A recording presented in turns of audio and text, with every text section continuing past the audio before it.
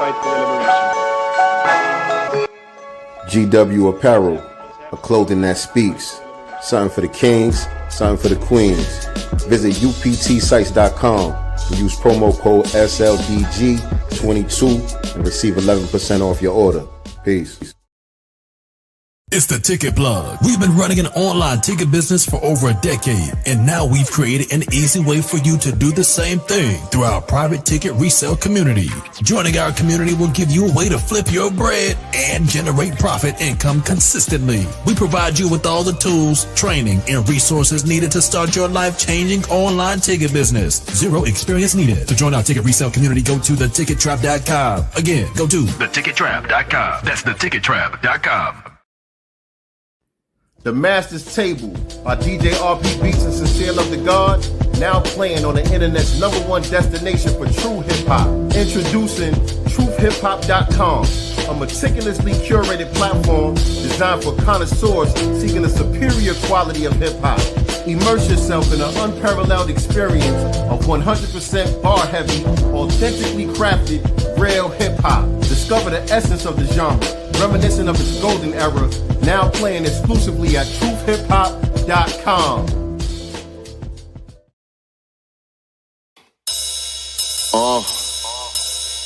Yeah, like that. Let's see what's in the God's mind. Listen. Allah in the person of Sincere Love the God. Yeah, that mean they arms too short like Tall Anthony Shaw. I'm like iron with the mic. I see the fear in their heart. What's going on, family? We Welcome back. to another episode of Sincere Love the Godcast. I am the God Sincere Love, back in the house once again with my lovely co-host, Nicey Girl. What's going my on? Natural ponytail. Y'all see my little hang time? Oh, Y'all see my little hang time? Got a little hang time back there. Talk to him. Yeah, you was bald-headed when we started doing this thing. I was coming out of a short haircut. Yes. I'm thinking about doing it again. I'm doing it again this year. You gonna chop it? You do a big chop again? I'm gonna do a big chop again. Y'all gonna get all this forehead.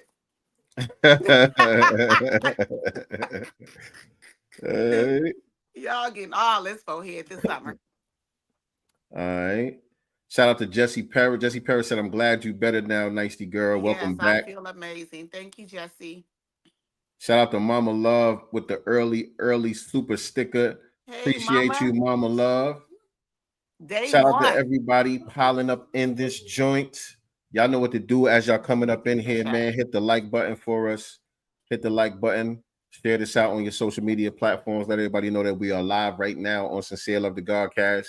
We got a lot to talk about. If you're not already subscribed, make sure you hit the subscribe button as well as the notification bell if you are joining us here on YouTube. Shout out to the people tuning in on Facebook. Shout out to the Facebook family and all of that. Y'all like and share over there as well. Copy this link off of YouTube and put it up on Twitter, on X, formerly known as Twitter. Let the family on Twitter know that we are live right now. Yes. We get a lot of viewership coming in through Twitter. A lot of the Twitter fam shows a lot of love to the channel. So make sure you remind the Twitter family that we are live, because sometimes people don't get the notifications. And so that's why we need y'all to help share and all of that good stuff. All right. But we are back. We are back. Already shared it on X. Appreciate you, my brother. Appreciate that for sure. We are back. And like I said, we got a lot to talk about this afternoon. Yeah, hot topic. Yeah. We definitely going to be getting into the main topic today, talking about the birthright citizenship, scare tactics. You know, the Democrats are running around trying to figure out any scare tactics that they can to get Black people on board with basically more benign neglect. Yeah, that's they ain't offering nothing. But they want to get us riled up so we can go in on Trump. You know what I'm saying? And give some type of credibility to these little movements that are popping up. We seeing protests and different things popping up around the immigration issue and all of that stuff, but ain't nothing really hitting like how it's supposed to hit. So they need us to get out there, you know, and we just chilling. We just chilling. We ain't really tripping. So we're going to talk about the birthright citizenship thing, what's really going on, what it actually means for foundational Black Americans. We'll break all of that down a little bit later. But we got some other stuff to talk about. First of all, before we even get started, y'all know it's a good fight coming on tonight. Clarissa Shields. I know. I loved how she came out with her black bikini on and the Fendi jacket. Like, yes, bitch, all body yada yada, and I'm gonna beat your ass. Shout out to Clarissa Shields, man. I'm rooting for her for sure. That's my girl. But you know, this is not gonna be an easy one for her. You know what I'm saying? This is a heavyweight title fight. Old girl that she fighting is a big nigga. And you hear me? That's I had questions. I had questions. But you know what? Clarissa ain't scared. You know what I'm saying? She bringing all her femininity, but her strength and power and confidence and stuff like that. So I just enjoy, you know, seeing her confidence, you know, to be honest. Like, I don't feel like she's scared at all. No, you know not what I'm at saying? all. Like, she's like, yeah, bring it, bitch. No, I'm knocking on niggas too. you can't tell Clarissa nothing. She believes in herself. She don't believe nobody can whoop her. You know what I'm saying? And that's what it takes really to be a champion, you know, in that blood sport. You got to go in there believing that nobody can't beat you and that you know what I'm saying? You like Mike Tyson used to say, you know what I'm saying? My style is impetuous. My deep impenetrable, impregnable, whatever he said. I forgot what he said. You got to go in there with that kind of mindset though.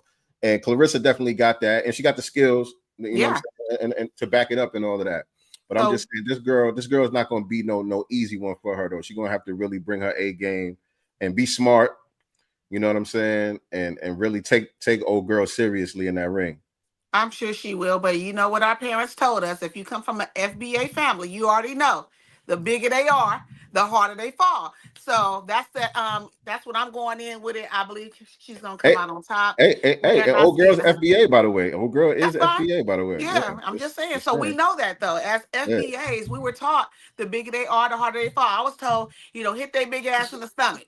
You know, that soft ass stomach, because you know they ain't got no stomach muscles. The bitch won't be able to breathe. Hit the bitch in the stomach. You know what I'm saying? So yeah, I think Clarissa is good. What's up, Spirit Wonder? Thank you. Yeah, she was looking fab in that Fendi. I want that jacket. I want that jacket. That jacket was bomb. Yeah, the thing I don't like, man, is how, because Clarissa Shields is probably the most accomplished female fighter ever. You know what I'm saying? She got belts in multiple weight divisions. She got a bunch of gold medals. Like, she has done the most. She even been in the octagon a couple times. I think she's like 2-1 in the octagon. Wow. You know what I'm saying? MMA fighting and all that. And so, you know, with all her accomplishments, the way that the media don't show her no love, like, you know what I'm saying? Like, she got to tap in really with the social media influencers and kind of like grassroots platforms to really keep her name buzzing and get her stuff out there, because mainstream media, they act like she don't exist. Right. Well, I wonder why is it? Is it that because she ain't eating out their ass or doing with, you know, some of the agenda shit? Maybe. I don't know. Because, you know, there's always something, especially when it comes to women. I saw that she went, she kind of had some words with Layla Ali at some point too on social media, as far as like the non-support or something like that. So yeah, and that's kind of old. Like, you know what I'm saying? Like, years ago, you know, they kind of had a little war of words, a little clash. And so they didn't really rock with each other for years. But Layla, she did some interviews recently and they asked her about it. And I don't think Layla is hating. You know what I'm saying? Sometimes people just don't rock with each other. People rub each other the wrong way. Right. You feel how you feel. You know what I'm saying? Layla thinks, you know, she should be a little more respectful and go about things a certain way. And Clarissa is like, shit, you know what I mean? I came from where I came from. I got to where I'm at, doing things the way I'm doing it. This is how I'm bringing it. You know what I'm saying? Fuck all that respect shit. I don't care about your name, who your daddy is, none of that shit. I'm Clarissa motherfucking Shield. You know what I'm saying? And so I don't think either one of them are wrong. You know what I'm saying? They just don't rock with each other. You know what I'm And saying? also, Layla did have her dad to fall under. You know what I'm saying? You are the greatest of all times daughter. You know, that held some weight for her. And that also got her a little bit more pushing, a bit more mainstream coverage because of who your father is versus Clarissa's like, look, I'm just Clarissa. I'm just a fighter. I don't have what you have. So respect my gangster, respect my skills. You know what I'm saying? And that's just what it is. Take me as I am. I think just in my personal opinion, some of the stuff that Layla's saying is like coming from a place of like advice, like eldership. You know what I'm saying? Like she's trying to give her a little bit of game on how she maybe could navigate the system. But my thing is also, I don't think that they not giving her the royal treatment that she deserves because of her attitude or any of the things that they're trying to say. It's just that this is a black woman.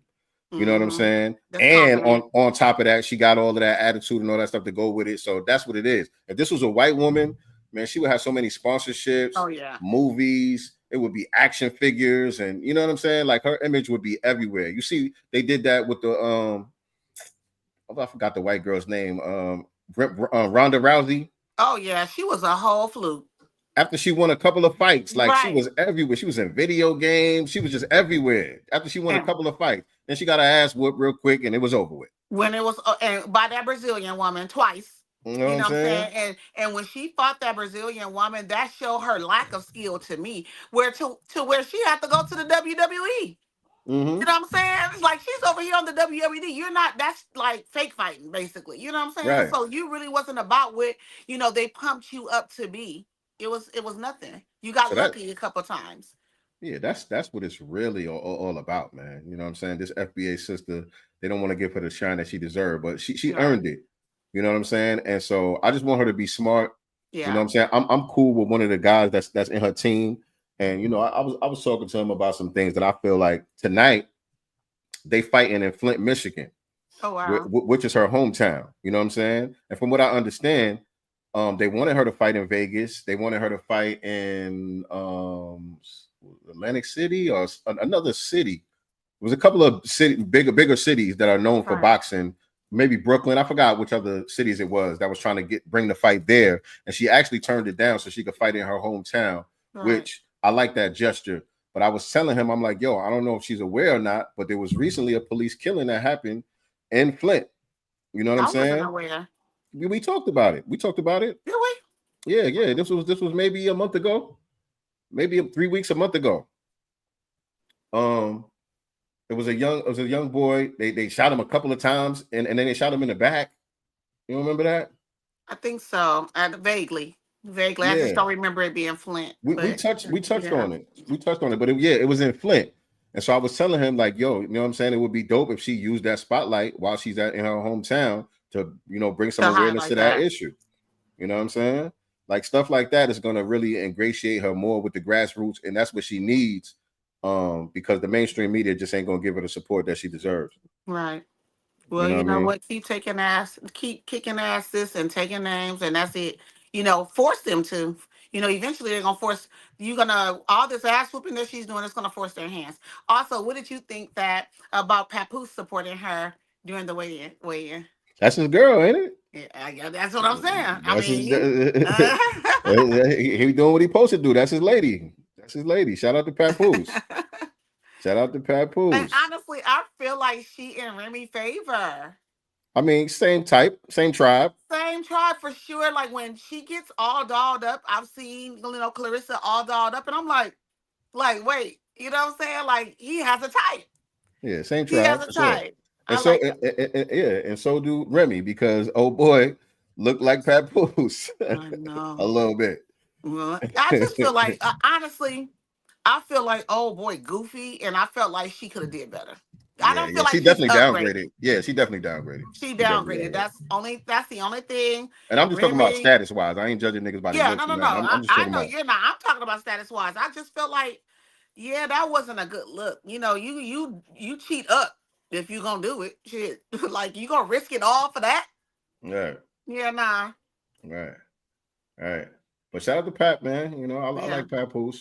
He's nice on the mic, and I feel like, just hearing him, and I honestly didn't really start checking him out. I remember they were on Love and Hip Hop, you know, a little bit. And not long, but that's when I kind of started to look at him on social and like look at YouTube videos, and I'm like, why the hell isn't he popping? He should be right there with the Jay-Z's and the Lil Waynes and stuff as far as lyricism to me.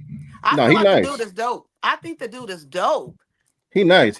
But like I always tell people, you know what I'm saying? When it comes to, you know, making hit records and, you know, being a superstar, it's more to it than just knowing how to rap. You know what I'm saying? Yeah. And you know. I mean, he should be above Fat Joe, big ass. Oh, shit. Yeah, man. But yeah, man, I'm rooting for Yeah. I'm about to say Remy. I'm rooting for Clarissa tonight. You know what I'm saying? Hopefully she pull off this victory. It's gonna be, you know, really historical. You know what I'm saying? She win this title. I think it's a vacant title that they're going for in that division. But yeah, you know what I'm saying? I don't know what time it comes on. Yeah, I'm definitely gonna watch it. I don't know exactly what time it comes on, but I'll be tuning in. What else? I wanted to talk about some of these damn airplanes falling out the sky. What the hell? No, there was something that happened today too in Chicago that I'm like, what's like, this is weird. Well, I didn't hear about Chicago. What happened in Chicago? It was something, I don't think one fell out the sky, but it was just like some emergency prior to a takeoff. So it's just like weird, you know what I'm saying? Like, what's going on with all these fallings of the sky? Right. You know what I'm saying? Weird stuff. The Black Hawk thing was really, really weird for me because they were about to land, and I'm just thinking about air traffic. I'm just thinking, how did that one happen? You were basically I don't know if you saw the video. There was a pilot. I think the guy was a pilot who was breaking down the audio that was released from that that incident.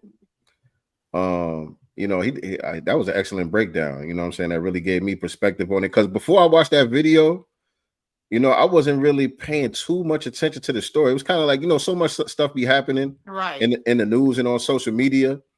You know, you kind of overlook certain things. That was one of the stories I saw it. And, you know what I'm saying? I didn't really pay too much attention. I'm like, okay, damn, plane crash, whatever. You know what I'm saying? Kept it moving. But for whatever reason, when I clicked on that video and I saw the captain giving the play-by-play on what actually happened, I was like, damn, like this is messed up. Like all these people, you know what I'm saying? Like 60-something people was aboard. I think it was American Airlines. It was. And a couple of people was on a helicopter. And so it made sense to me, his breakdown of how it actually happened.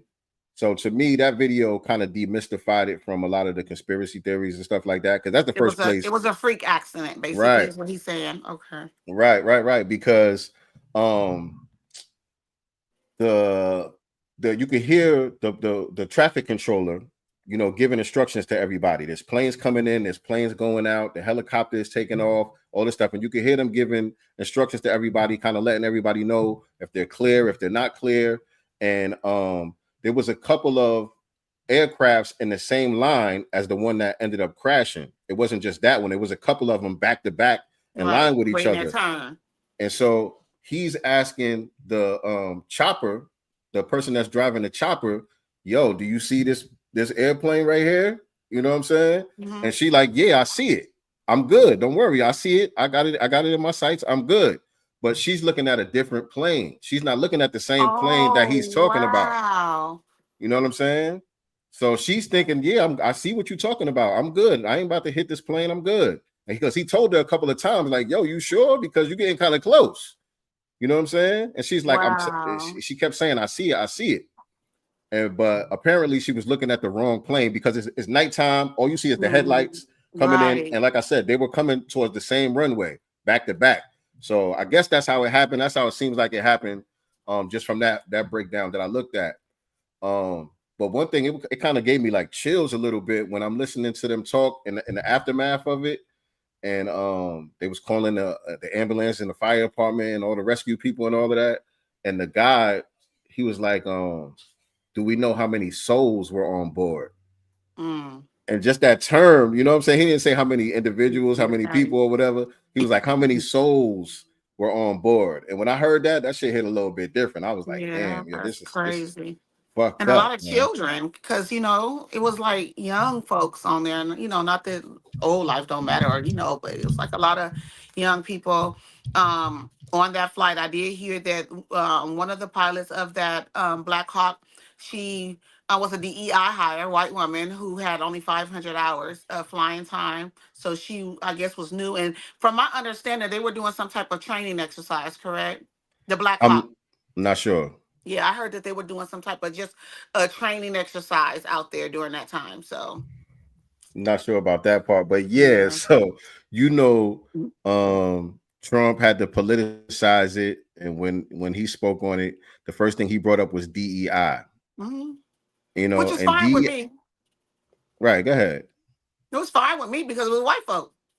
And even before they were talking about it, for the most part, we know that it's not a lot of black pilots. They're always talking about the need, for black pilots and stuff like that. It's just something over me was just like, it ain't a black pilot. I'm not worried about it. I didn't even think that the pilot on the Black Hawk was, black. And so once they start releasing the identities, I was just like, okay, he right on time. DEI. No. Yeah, she is the pilot of the Black Hawk. No, I'm saying I was saying I knew that it wasn't going to be a black pilot of the Black Hawk. Oh. I just, something told me that it just wasn't. Yeah. So yeah, you're right. You know what I'm saying? When they say DEI, that's supposed to be a code word for black. Right. You know what I'm saying? And so that's why I'm to glad. The Democrats. According to me too. According to the Democrats, is black. Okay, well, all right. What's your take? Because according to me too, it's supposed to mean black. Right. I said according to the Democrats, though. DEI stands for black. I don't think it stands for black. I don't claim it because I knew affirmative action doesn't stand for black people. I'm saying everybody that the Republicans are pointing out when it comes to this DEI stuff is pointing back to people that look like them, palm colored people. Right. And that's why I'm saying their talking point is backfiring on them. Mm-hmm. What I'm saying is this: the Democrats don't use DEI as a pejorative. They don't use DEI as a pejorative. They just use DEI as a benign neglect policy to try to, create the illusion of inclusion. Right. But the Republicans use DEI, woke. Oh yeah. What's the other one? Race theory, critical race theory, CRT. They use these terms as a code word that's supposed to mean black. The Republicans do that. Mm-hmm. And what I'm saying is that is backfiring on them because every time they say it, it ends up being a real, true DEI person, which we keep pointing out is that we're not the real recipients of DEI. That's what we keep pointing out. You know what I'm saying? And so the real recipients of DEI are the ones that are getting put, getting thrown under the bus. And so for us, it works both ways. I had another theory though. I was thinking that maybe they're saying the DEI hires also, not just, I'm saying the Republicans, when they're throwing it out there, I'm saying maybe they're talking about these people that's on those H1B visas. HB1 visas. So I have, I think it's coming from multiple angles. They're trying to prove their point, that we're getting the, lowest tier of, immigrants over here, to do jobs that the Americans can do, so I was looking at it from that angle as well. Are they saying that these are just these people that we're pulling from these foreign countries coming over here that's taking the black jobs, right? And are they talking about them too? Yeah, absolutely. They talk about them too. But in my opinion, their ultimate target is us. Always. We always the ultimate target. You know what I'm saying? But like we said, the Republicans, they not with the buffer class shit either, though. You know what I'm saying? So when they look at minorities, they look at minorities as one big nigga. We all in the same pot as far as they concerned. And they don't need no buffer class in between us and them. You know what I'm saying? Right. So it's not that they're doing anything to try to uplift us in any kind of way. You know what I'm saying? No. It's just that it works like that subsequently. It works for us You know what I'm saying? In that way, subsequently, like we get the residual benefits from some of these attacks that they do, because if we weren't the real beneficiaries in the first place, when they take it away, it's not really going to hurt us, but it is going to hurt the people who were benefiting from it. Right. You know what I'm saying? And so that gets all these people that's piled up on top of us off of our neck, so we could deal directly with the white supremacists. That's how it works for us, but that's not their intention. This is just the sloppiness of the right-wing white supremacists, which is why I prefer them. Right. You know what I'm saying? Oh, dang. I don't prefer them because I feel like they got our back and they on our side. I just feel like their tactics are less effective. Right. Because they're more arrogant. They really believe this is the difference between the right and the left. The right really believes white supremacy is a God-given thing. They believe that's nature. They really think they're inferior. Right. They think that's nature. We don't have to rig the game. We could beat these Negroes fair and square. You know what I'm saying? The left wingers, they know better than that. They like, nah, we got to make sure this game is all the way rigged up. We can't get these niggas an inch. Right. You know what I'm saying? Because they know what we do with an inch. You know what I'm saying? So that's the difference. That's the difference. And that goes along with what we're going to be talking about with the birthright citizenship thing too, when we get into that a little bit later. But so yeah, it was the Black Hawk situation. And then there was another plane crash in Philly. Yeah, that was a medical a flight transporting a patient.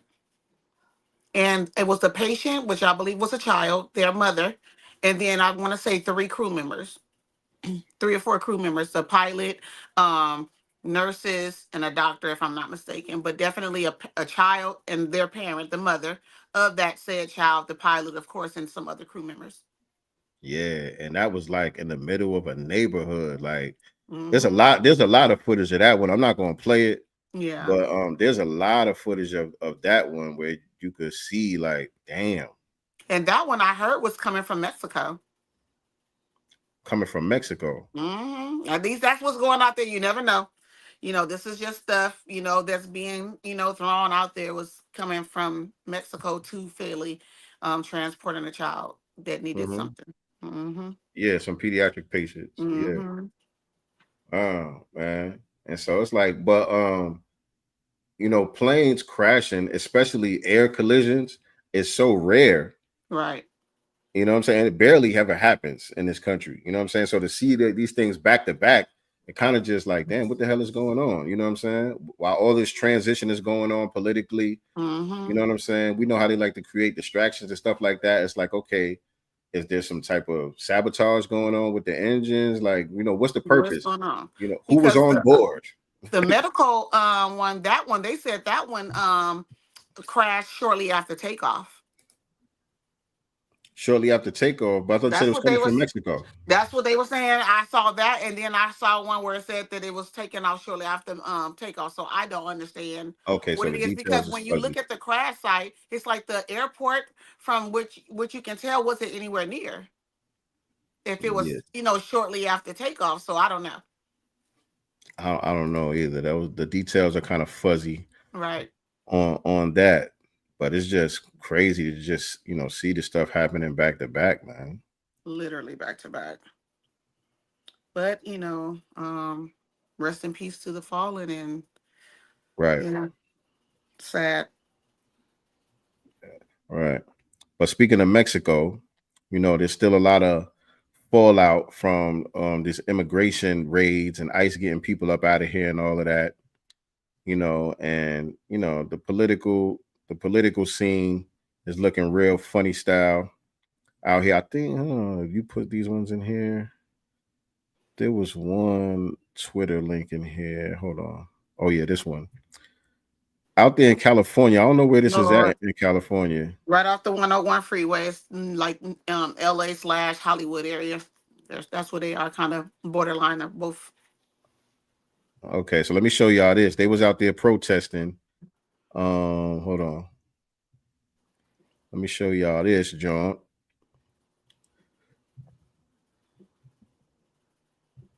Y'all can see it? Mm-hmm. All right. City, droves of people took over much of Highland Avenue.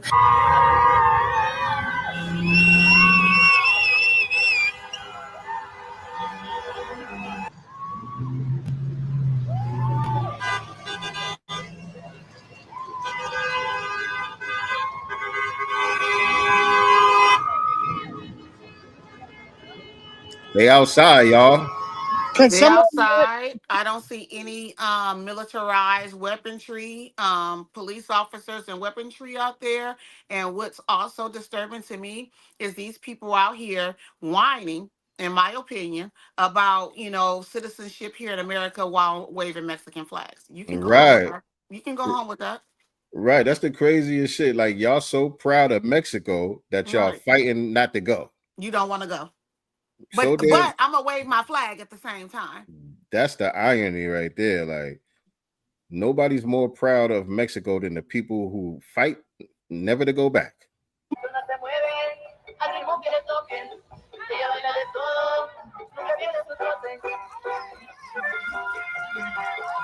And this is why we always question people that have these dual allegiances. You know what I'm saying? Because if you have a dual allegiance with, your homeland, your priority is always going to be your homeland, not America. So you're really here in America only to leech off of America. You don't want to be an American. That right there shows me you don't want to be American. I'm not saying don't be proud of your heritage, but I need you to be proud over there. Like that type of proud, you should be proud over there. Right. Right, that's a fact though, because that is very it's contradictory. It's hypocritical. It's very contradictory. And again, I'm just looking for, and just based off the videos that I've seen, and there's many circulating, on social media, you guys, I do not see any militarized weapons. I don't see a lot of police officers.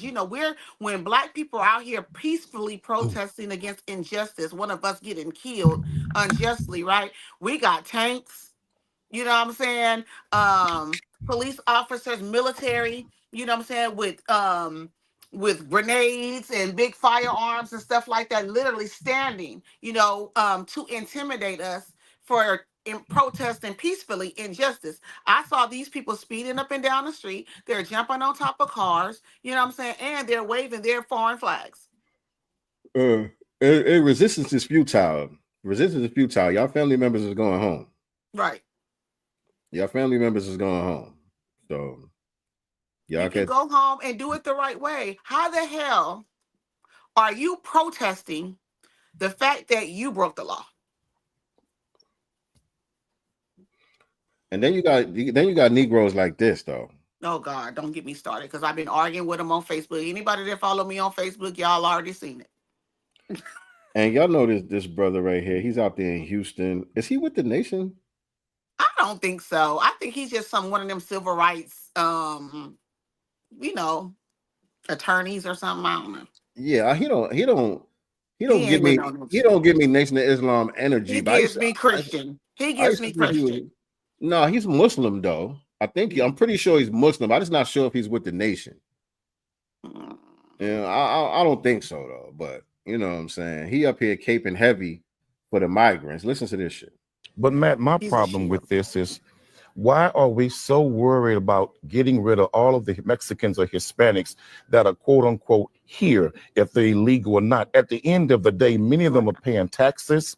Many of them have been here for generations and decades. And Matt, trying to get rid of 4 or 5 or 3 million people all at once is not going to work. We don't have the. Oh my goodness. Lord. If it's not going to work, why y'all worried about it? Right. Democrats. Because that's what Democrats be saying all the time. Right. He's a shield too. He's a shield, Billy. Democrats. If it's not going to work, why are you worried about it then? Mm-hmm. If he can't do this and that and all this stuff he's doing is not going to work, it's unconstitutional and all of that, that means you got nothing to worry about. That's why you tripping? Why you tripping? Resources. Well, you don't have to do it all at once. And secondly, Matt, listen, there is no such thing as an illegal Mexican immigrant coming into Texas, because they're only coming home. Texas, Arizona, and California was stole from the Mexicans.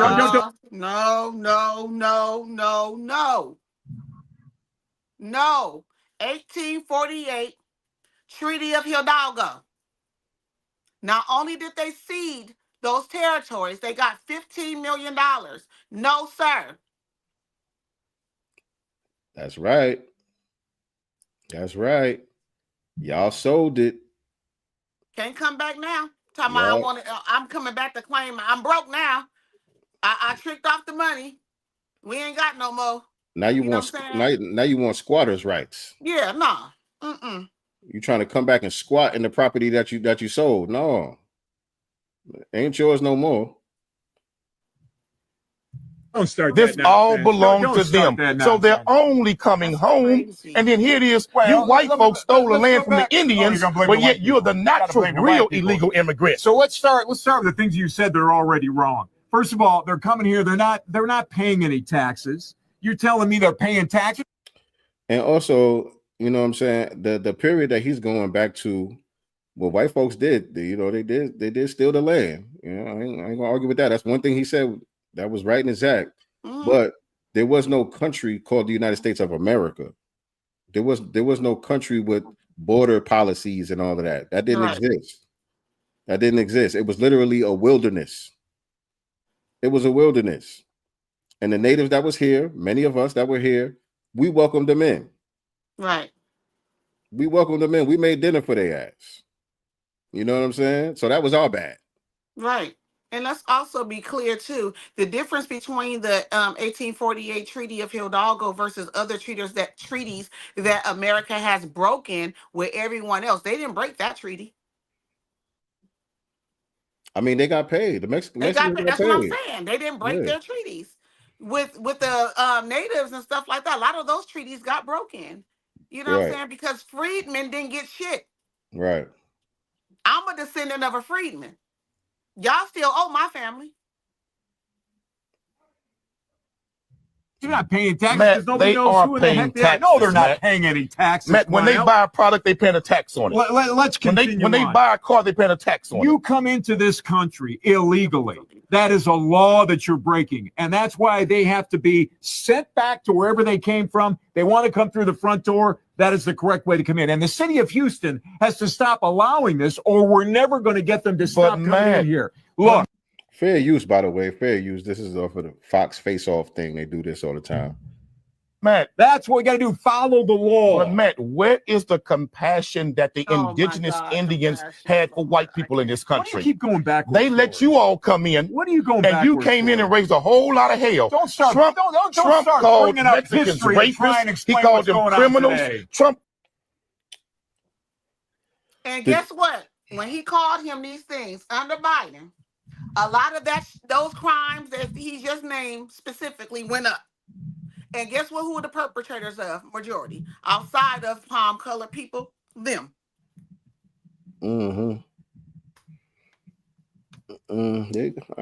Called the Mexicans illegal criminals coming into America. Well, the biggest illegal criminal ever come into America was white people. So you don't give a damn if people break into this country. I don't give a damn. I wonder what's going to happen when they come rob your house. I don't give a damn about hypocrites who came here illegally and stole all of this and now want to blame them before they're coming back home. To all of the Mexicans, don't worry about this. Just keep having babies, and in 30 years, all these white folks will be under your control. That's the part I wanted to get to. The black ones, y'all.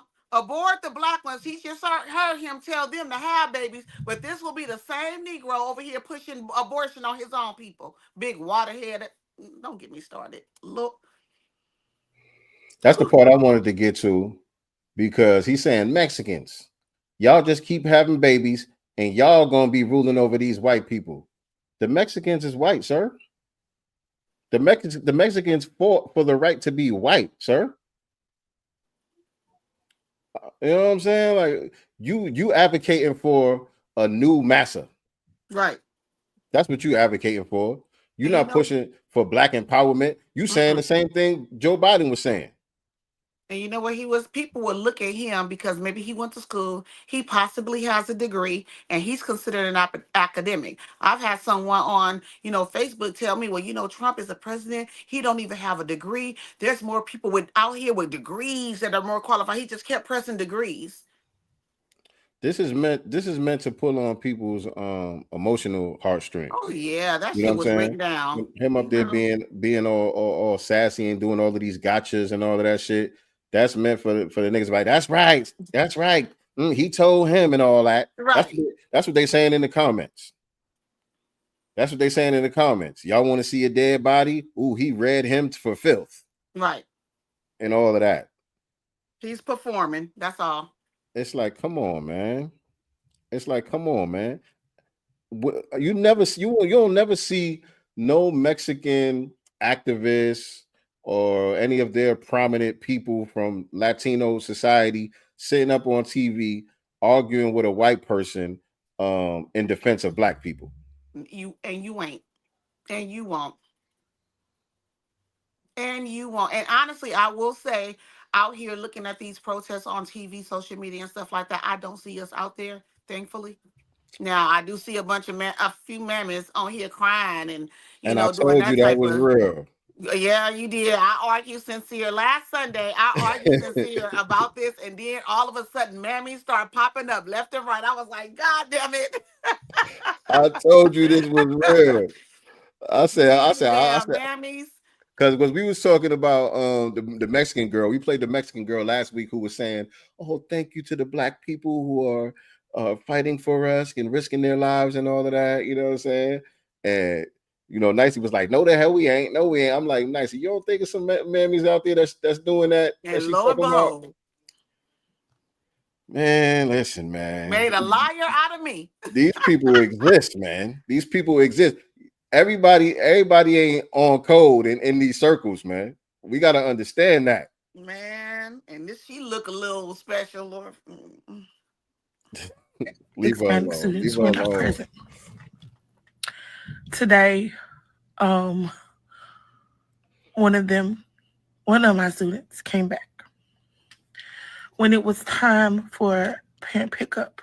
I ain't gonna play too much of it. More of the story is they came and got some of her Mexican students. They came and got their parents, and somebody else had to pick the kids up from school, and she on here crying.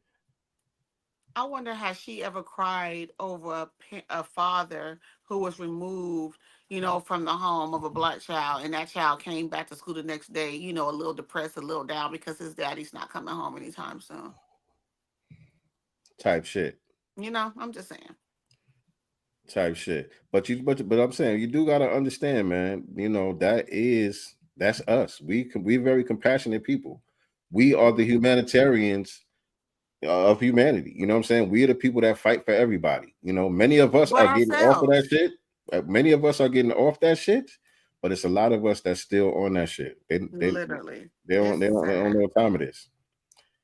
They just don't know what time it is. I feel like she could have felt that way. I'm not going to knock how she feels because you with these children, 6-7 hours a day.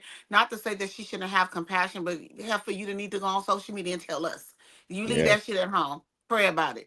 Don't go on social media making us looking like this. You know what I'm saying? Leave that alone. Put these phones down and mind your damn business. Right.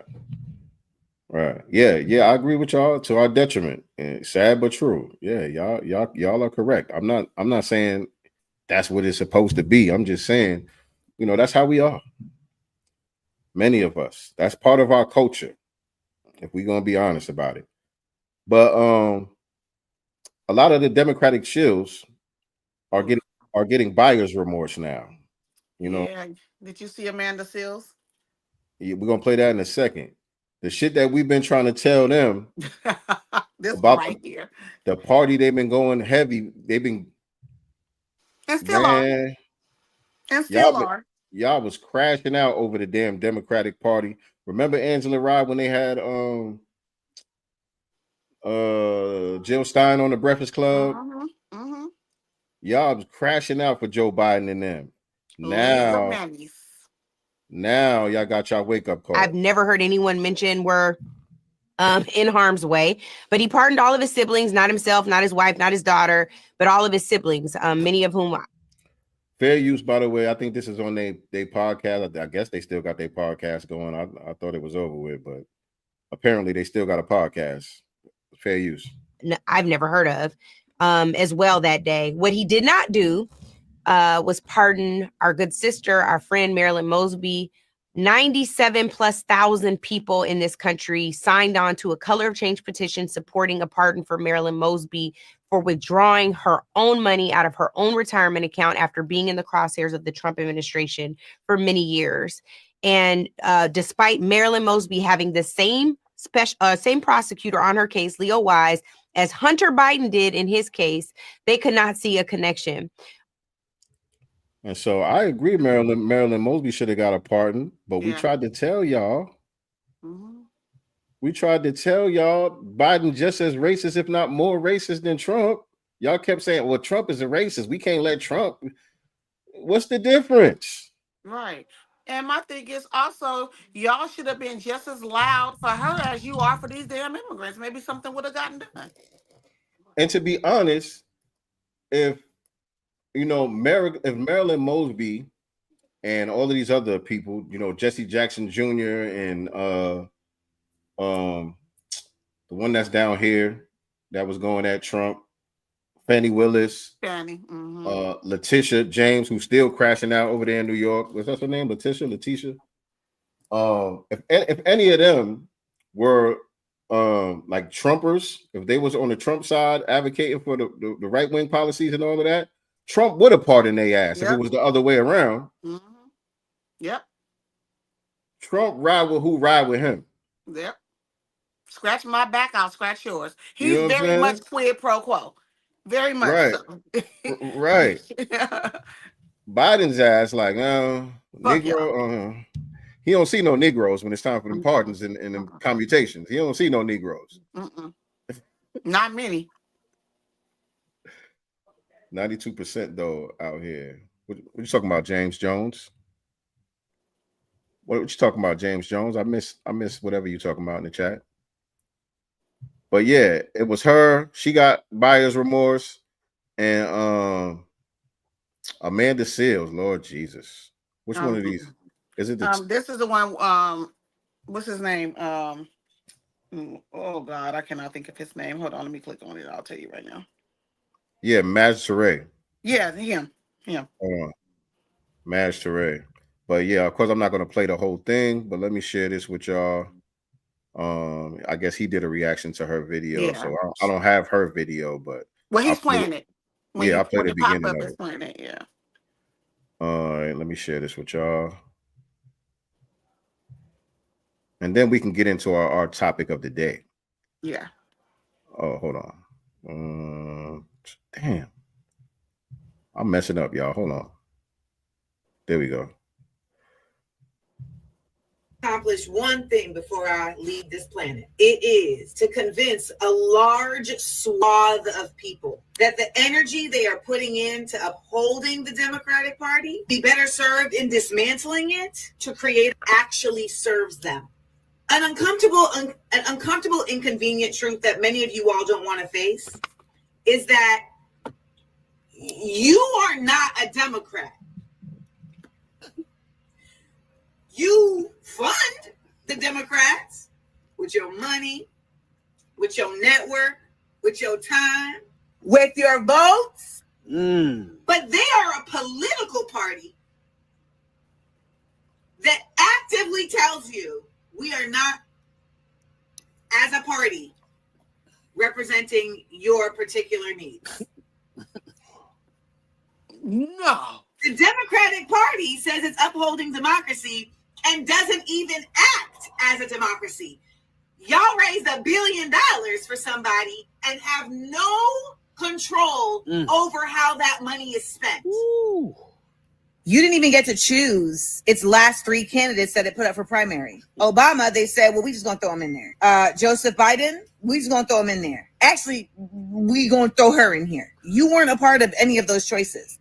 And the reason why I focus so much on the Democratic Party is because the Democratic Party is the party that fronts like it is something it is not. It is the party that constantly exploits Black people in particular as a friend to them, as the representative of them, while actively not doing that. For as much as folks talk.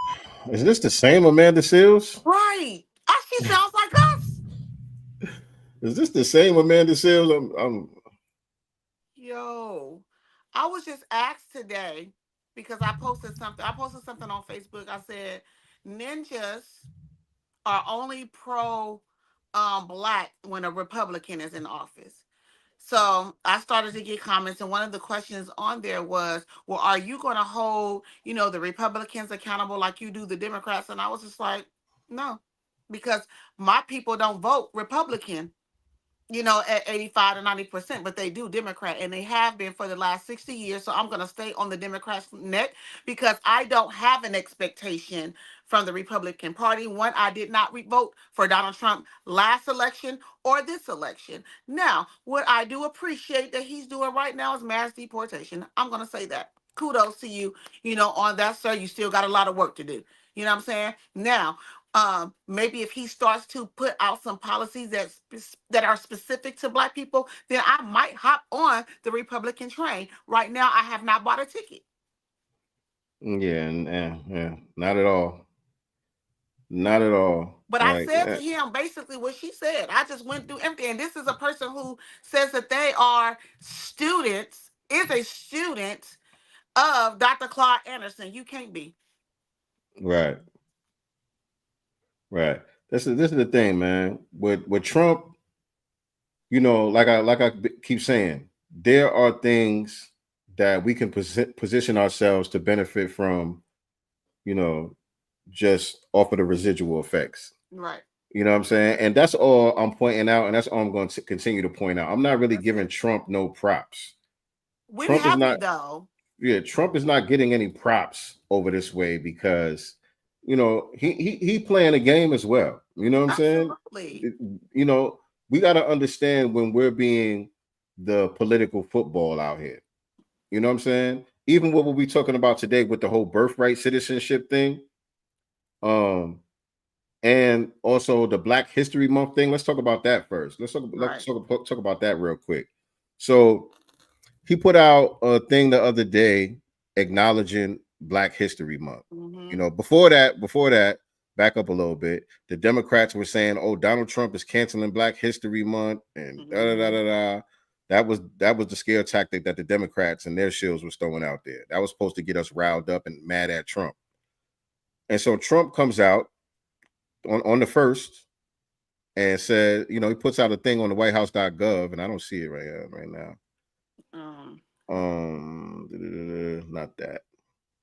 Not that. But he put out a proclamation. I don't need to pull it up. He put out a proclamation acknowledging Black History Month. Is this it? Yeah, this is it right here. Damn, I can't read it though. It's small as hell.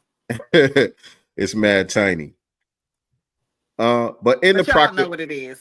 Yeah, and in the proclamation, he gave props to Clarence Thomas and Sowell and a couple of other coons, right-wing coons. Frederick Douglass, Terrence Thomas Sowell, Justice Terrence Thomas. I don't see anyone else. Yeah, and I think he shouted out Harriet Tubman or whatever. But again, he did Harriet Tubman. They playing politics. That's the thing. Like politics. Like Black History Month been a thing since the 1970s. I think it was Henry Ford. That put that in place. And it's a symbolic nothing burger. You know what I'm saying? I'm not one of these people who say, "Oh, he should cancel it. They need to get rid of it or whatever." But at the same time, I ain't tripping about no Black History Month. I'm black every day. You know what I'm saying? Yeah. Black History Month, doesn't move the needle for us. You know what I'm saying? It's our responsibility to uphold our history and make sure that, our children know their history and stuff like that. So Black History Month, it's whatever. But it was already a thing since before I was born. Right. So Donald Trump doesn't need to make a proclamation that there's a Black History Month. He's just doing that to get back at the Democrats because he see what they're trying to do. Right. And so they're using us as this political football. We don't need to get caught up in that. We don't need to get caught up in the middle of that. I'm not giving Donald Trump no props for putting out the proclamation, and I ain't going for the spookism that the Democrats is trying to run about him taking it away. Right, and then there's also, and I saw it in here in the chat. I can't see who said it before, but they were saying that he didn't capitalize the B in Black history in the Yeah, very first paragraph of the Black History Month, thing. It was capitalized. It could have been a typo because that's what it looks like to me because it was capitalized in there, except in the second paragraph. When it was capitalized, and we're gonna focus on this little detail, but when it was capitalized in the beginning, was it the first word in the sentence? No. It says, today, I am very honored to recognize February 2025 as National Black History Month. And that Black is capitalized. Yeah. And then right here it says, every year, National Black History Month, that is capitalized, is an occasion to celebrate the contributions of so many Black, and that's when it wasn't, Black American patriots who have undoubtedly shaped our nation's history. So I felt like it was a typo because it's capitalized twice. You know what I'm saying? Before that one time it wasn't. Right. And so I always capitalize Black when I'm talking about Black people, but I see a lot of people don't do that. You know what I'm saying? A lot of people, I don't know if it's just on social media or whatever, but that's kind of a peeve of mine. When I see Black not being capitalized and they talking about us, that's kind of a peeve of mine. You know what I'm saying? I always capitalize it. But I like today too is Bernice King. She posted like this little cartoon or whatever, and under it, right in her caption it says Happy Black History Month. But there's this cartoon and it's a Black woman and a white woman, and then the white woman is talking to her and she says, as a person of color, don't you? And then she basically stops her and says, I'm Black. Don't you identify as? And she stops her again, like, nope. Black, blackity, black, black. You know what I'm saying? And I like that because I feel like Bernice, honestly, is the only king that gets it. She be repping. She be yes, Bernice is the only king that just gets it. Like, we're not going to people of color us because we know that muddies the water. We know that when we're talking about reparations, we know who my father was talking about. And I've seen her, you know what I'm saying, correct that as well. And she stands on it. You know, so I respect her, as one of the offsprings of Dr. King because she really, really stands on business. Yeah. And speaking of Dr. King, I'm gonna have to get on some shit on here. It's a group of Black Republicans who are really out here going hard to undermine the legacy of Dr. King, and they're painting this picture of him just being a puppet of the communists and all of that. And people have been saying stuff like that for years and years, but there's this group of Black Republicans. Y'all might be familiar with them. I just recently came across their content accidentally because Dr. Anderson's Instagram page posted one of their posts where they was kind of bigging up Dr. Anderson, but they were using Dr. Anderson's talking points to shit on Dr. King. Wow. You know what I'm saying? And so that kind of put my antennas up, and I ended up going on the page of the original poster and started going through their stuff. And they got a couple of documentaries. There's a documentary they did called Uncle Tom, and they're doing a documentary about Dr. King now. I don't think it has a title yet, but they have some clips from the coming documentary. And I was watching that, and these guys are dangerous. Because are they tethers or no? You don't know. I'm not sure. But their content is well produced. It's well put together. The documentary style is A1, like the filmmaking aspect of it and all of that shit, the production value and all of that stuff. It's very good. The information is some bullshit. Who sent y'all? It's very dangerous though. Because the way that it's put together, if you don't know no better, this shit will fuck your head up. You know what I'm saying? And so I got my eye on them, and I'm gonna definitely be bringing some stuff to the table to counter what they trying to do out here, because these guys could be dangerous. These guys can be very dangerous, and they got a pretty large following from what I'm seeing on social media and all of that as well. So we'll get into that a little bit later. But like I was saying about this Donald Trump thing. I'm not giving him no props for acknowledging Black History Month. It's whatever. It's whatever. So now, on to the birthright citizenship thing. And I got people coming up to me, people coming to the barbershop and all of that. Talking about, man, your Trump gonna get rid of birthright citizenship, man.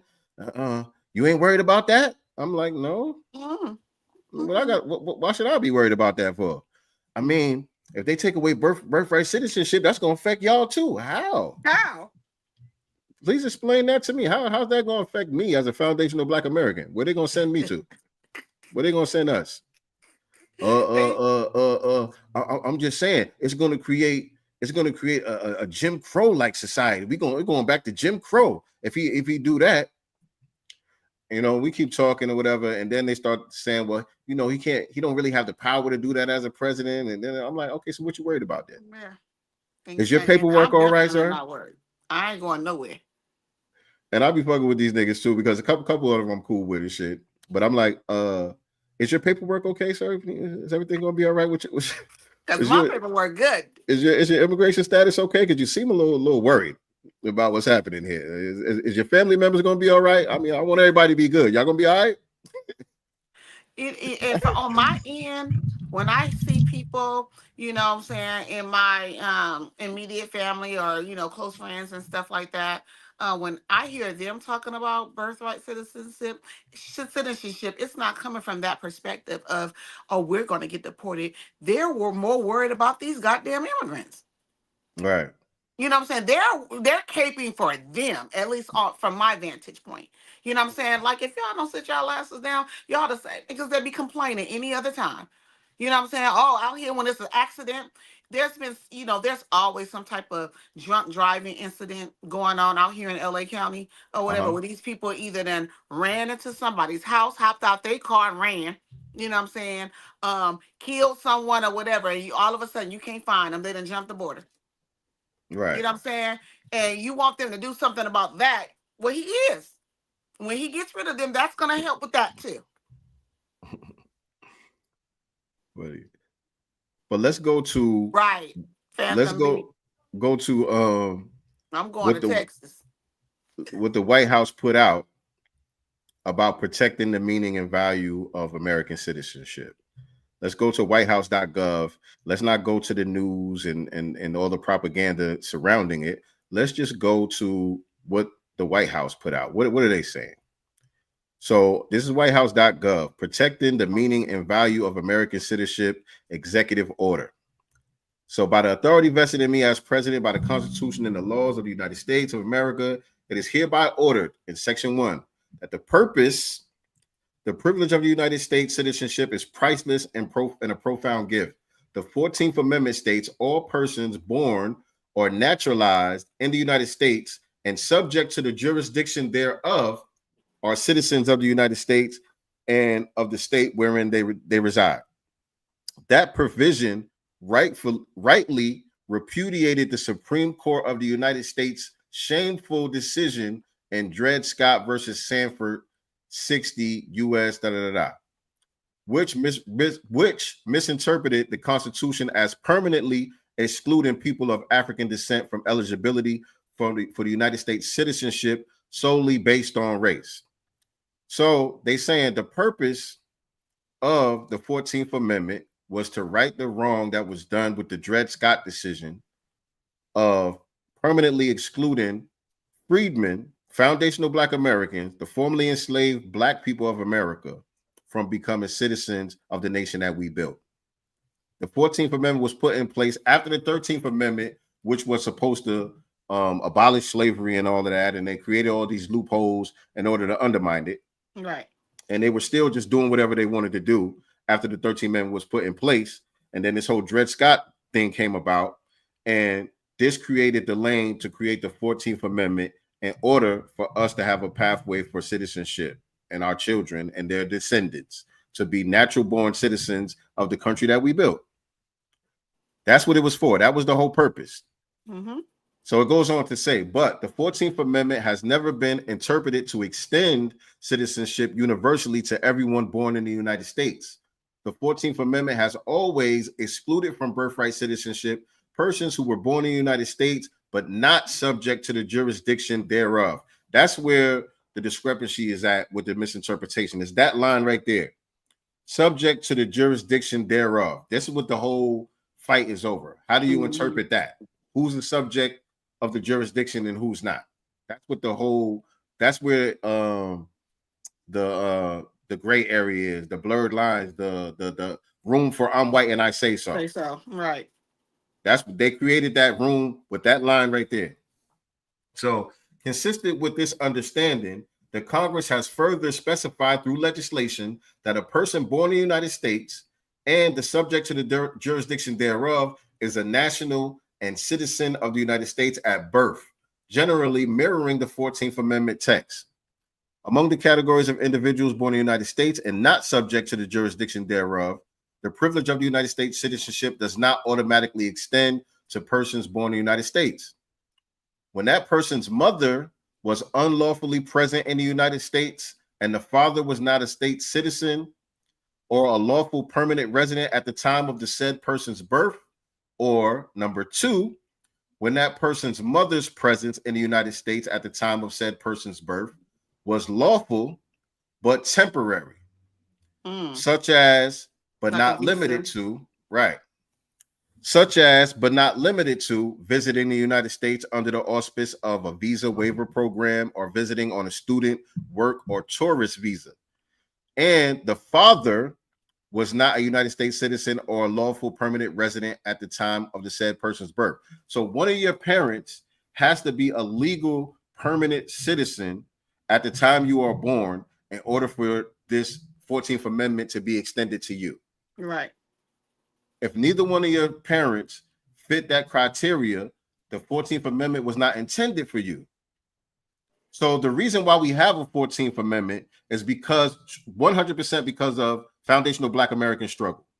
No other reason why that amendment exists. It's solely because of us. Now, it extended to benefit other people who migrated here lawfully, became permanent residents lawfully, and would be extended to their children. So if you're already you already came here, you went through a certain process, and you're a permanent resident here, you're a citizen here, your child, after your child is born, they don't have to go through that same process to become a citizen. They will get birthright citizenship based on the struggle of Black Americans. We already fought, so y'all don't got to go through that. Right, and their parents who've been here already for 20, 30 years automatically become citizens just because they gave birth to you here. Right. That was never the intention. That was never. For y'all to be able to use these loopholes and gotchas to just hop over the border, pop out a baby, and say, I'm a citizen now, and nothing you can do. I'm like, no, that's not what it was for. That was not the intentions of it. So that's one thing I agree with Trump when he said we going back to common sense. We gotta just use common sense. Like, you don't gotta be no constitutional lawyer to understand this. You don't have to be no political scientist to be able to understand this. It's common damn sense. Why would they create a law in the Constitution that has that kind of loophole for everybody? Right. Why would they do that? So continues on. Section 2, policy A. It is the policy of the United States that no department or agency, and this is the executive order reading here. It is the policy of the United States that no department or agency of the United States government shall issue documents recognizing United States citizenship or accept documents issued by state, local, or other governments or authorities purporting to recognize United States citizenship to persons who, number one, when that person's mother was unlawfully present in the United States and the person's father was not a United States citizen or lawful permanent resident at the time of the said person's birth. Or number two, when that person's mother's presence in the United States was lawful but temporary, and the person's father was not a United States citizen or lawful permanent resident at the time of said person's birth. So even with the proper interpretation, it still leaves a loophole for when people be they pay you to get married or whatever if you're an American citizen, you know what I'm saying? Come over here and get pregnant by a white man real quick, like the Africans be doing and shit. Come over here and get pregnant by a white man and all of that. You can still do that bed wenches. So Right. bed witches have no fear. Have no fear, bed wenches. Y'all ain't got nothing to worry about. Y'all still good. Almost choked. Y'all still good, bed wenches. Don't worry about it. Y'all can still make it do what it do. Subsection of A of this section shall apply only to persons who are born within the United States after 30 days from the date of this order. So that's the other thing that's important about this, because people were trying to say that this is going to be like a retroactive thing. And because I had one person telling me, he's like, well, what about my family? And this guy that I was talking to, he's like 60 something years old. His family is from the Caribbean, and his parents or his grandparents, I forgot which one, but either his parents or his grandparents came here temporarily. They came here legally, but they were only supposed to be here temporarily, and they ended up staying. They never went back. Well, send their ass back and go do it the right way. But this doesn't affect them, though, because I'm just saying, if it did, go do it the right way. Why didn't you do it the right way? Why didn't they go back? Because your intention was to use that loophole to get him temporarily with no intention on ever going back in the first place. Right. But anyway, after we got through the whole argument and all of that, come to find out the people that he talking about, they dead. They not even alive no more. So I'm like, you over here beefing about some people getting sent back that ain't even alive no more, nigga. They dead. They already went through it. They good. They made it. Arguing over the dead. Yeah, I'm like, nigga, they made it. But that was one of the arguments that people was making. They like, so you got people that been here 30 years, they work hard, they pay taxes, they do this, that, and the third, but they never went through the process of becoming a legal citizen, and this is going to get them sent back. And so this is the executive order. So this is not even the original amendment. This is what Trump is putting in the executive order. He's saying this is only going to affect people who are born 30 days after this order. So even if you were born today, tomorrow, or next week, this won't even apply to you. You still good. It don't apply to you till February 20th, technically. Right. It's saying once this goes into effect, anybody that's born after that is going to be subject to this executive order. Right. And that's another thing, because people were saying, well, Donald Trump, he's going to shoot himself in the foot because his parents was illegal immigrants. But it's not retroactive. But that is true. That is true about his grandparents, because I think his grandfather came over here from Germany. Yeah, his wife. His grandfather came over here from Germany, and he was a draft dodger. Basically, he didn't want to go to war over there. He didn't want to join the military, so he ran his ass over here. He fled. He fled.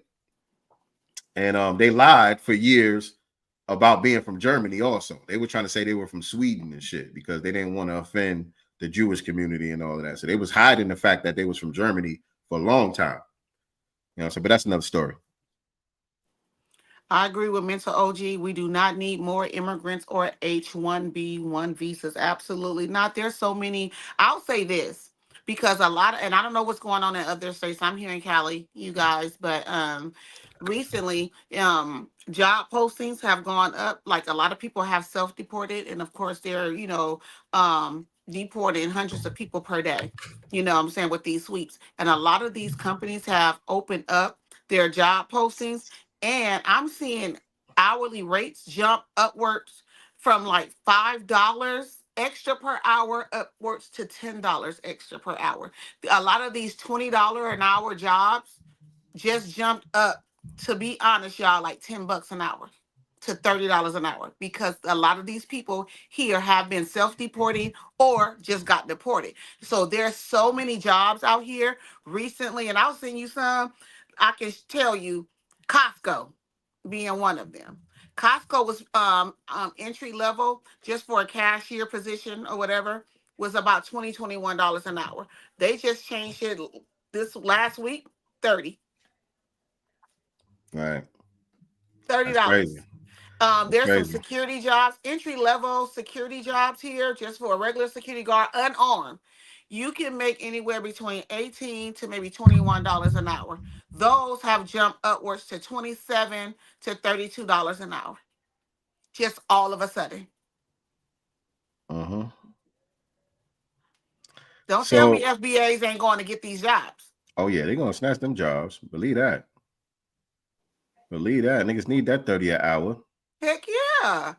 And listen, and them strawberry picker jobs, if they increase them, first of all, I don't need no place to stay because a lot of these people stay on those in exchange. They're able to get a low salary and stay on those farms, you know, in a little trailer or something like that. Listen, when they get deported, up them hourly rates, give some folks some benefits. Negroes will go out there and pick some strawberries. We ain't got no problem. We ain't got no problem. Sure. But you gonna pay. For sure. For sure. But yeah, so you know, we just trying to dispel some of the fear mongering that they're doing, because everything that they trying to get you scared about, if you just read the order, That's again, what I said. it's a common sense thing. Like, don't worry about what they're saying in the headlines. Come right here, whitehouse.gov, and read the order. Because look, it says, let me pull this up. Nothing in this order shall be construed to affect the entitlement of other individuals, including children of lawful permanent residents, to obtain documentation of their United States citizenship. So they trying to scare people who are here legally from, you know, to finishing their process and, you know, making sure that their kids is good and all of that. They scared to show up at the immigration office now because they don't know where they stand, because they're looking at all these headlines. But nothing in this order shall be construed to affect the entitlement of other individuals, including children of lawful permanent residents. So if you didn't break the law, you good. But you know what they say, if you want to hide something from a Negro or tell a Negro a lie, hide it in the book. Nobody's going to go to the whitehouse.gov, you know, website and do exactly what we just did here on the Godcast. Read it. And I got to point this out too, because again, this is common sense ain't all too common these days. So they had to go out their way to point out certain definitions in this executive order. So section 4 deals with definitions as used in this order. So mother, when they use the word mother in this executive order, it means the immediate female biological progenitor. So they got to make that clear. Right. Good. B, father means the immediate male biological progenitor. I thought everybody knew that. I thought that was common sense, but apparently you got to point these things out now. Not when you're talking to a Democrat. You got to point that out. General provisions. Nothing in this order shall be construed to impair or otherwise affect 1, the authority granted by law to an executive department or agency or the head thereof. Yeah, that pretty much is it. This is just them clarifying some of the language in the order here. But yeah, this is all that the order is saying. So not only do foundational Black Americans ain't got nothing to worry about, if you a legal citizen or permanent resident, you ain't got nothing to worry about. So I hope that all these people that's out here, you know, protesting on these freeways, that y'all go over here and read. Right. They must, because if they was worried about it, they wouldn't be their ass out there. Right. They'd be worried about the paddy wagon.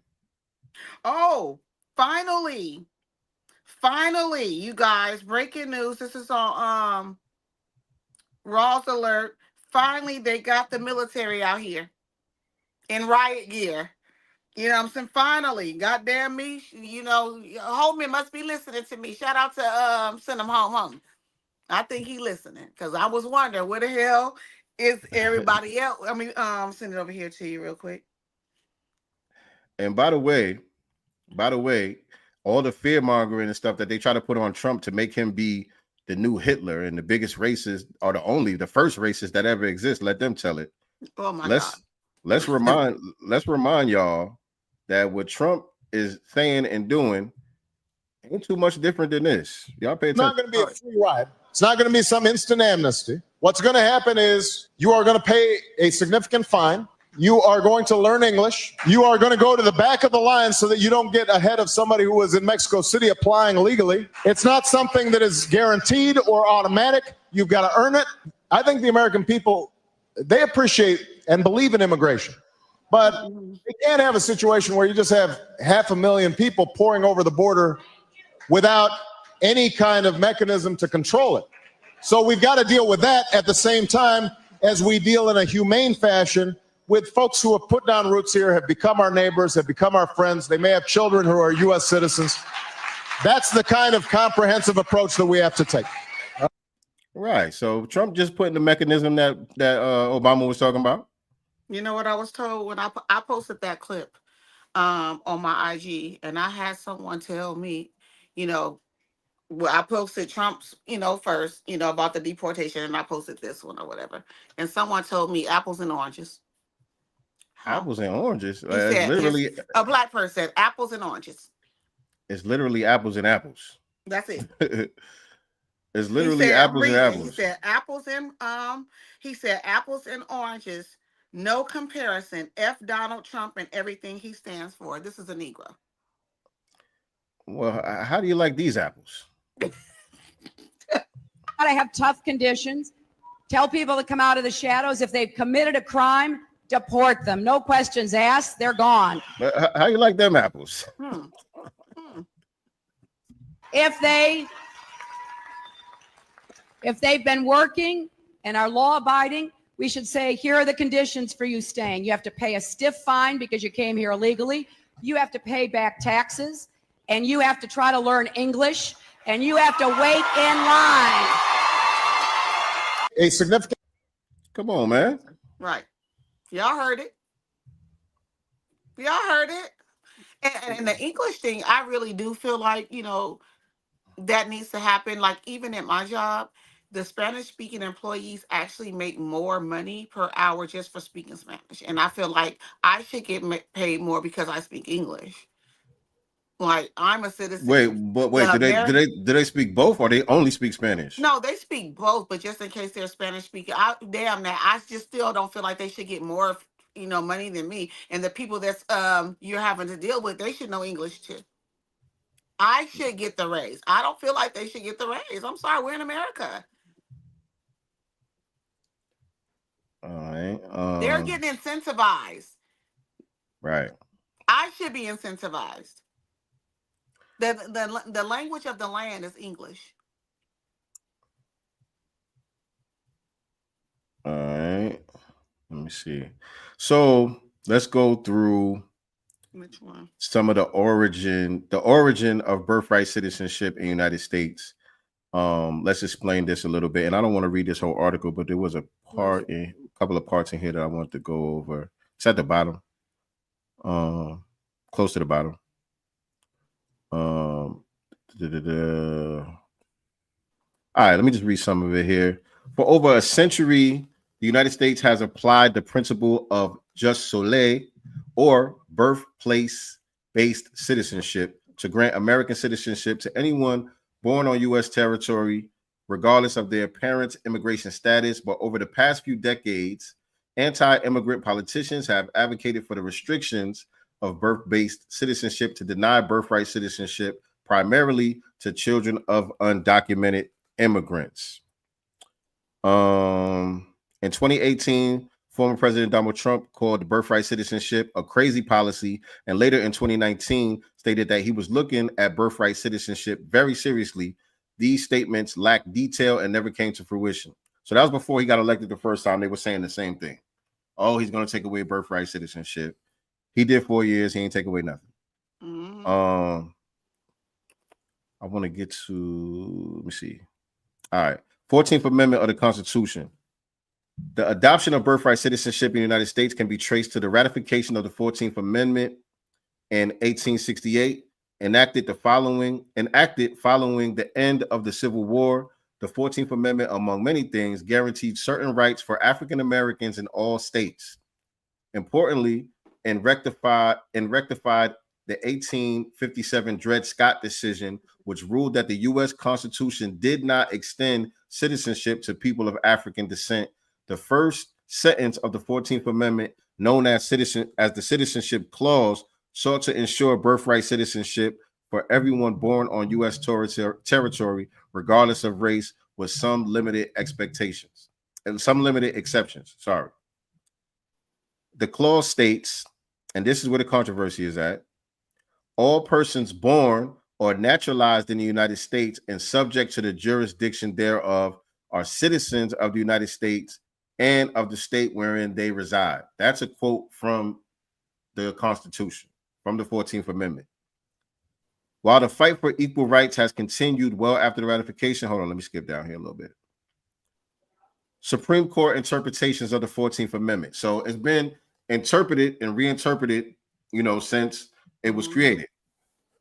And so for the 14th Amendment, the 14th Amendment became the basis for landmark Supreme Court rulings over the years addressing birthright citizenship.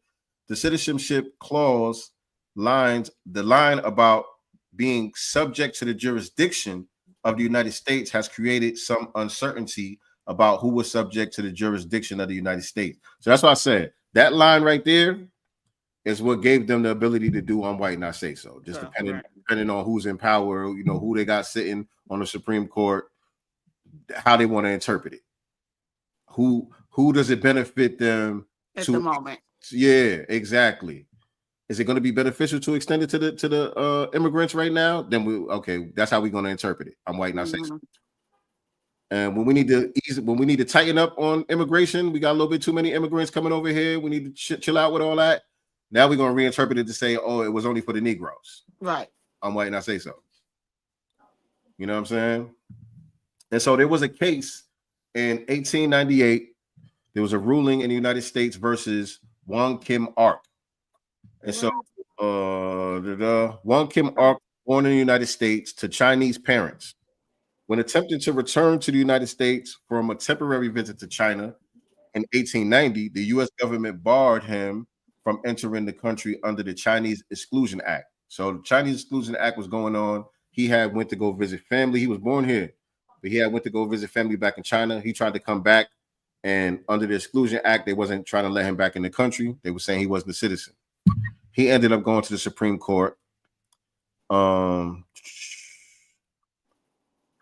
Supreme Court held a 6-2 decision that because Ark was born in the United States, he was indeed a U.S. citizen, and the Chinese Exclusion Act could not supersede the mandate of the 14th Amendment. Boom. So this gave Chinese immigrants a benefit from something that was earned off the back of foundational black. Mm-hmm. That was an unearned benefit that was extended to Chinese immigrants in this case. That's an unearned benefit. And they use that to create these model minorities, these buffer class individuals that they can use to say, well, look, we don't like Chinese people either, but they're doing good. What's wrong with you Negroes? You know what I'm saying? That's how this stuff gets used. People are, the people are willing pawns, by the way, though. They're not just like unwitting. They're willing to be pawns. They're like, hey, if it works for me. All right.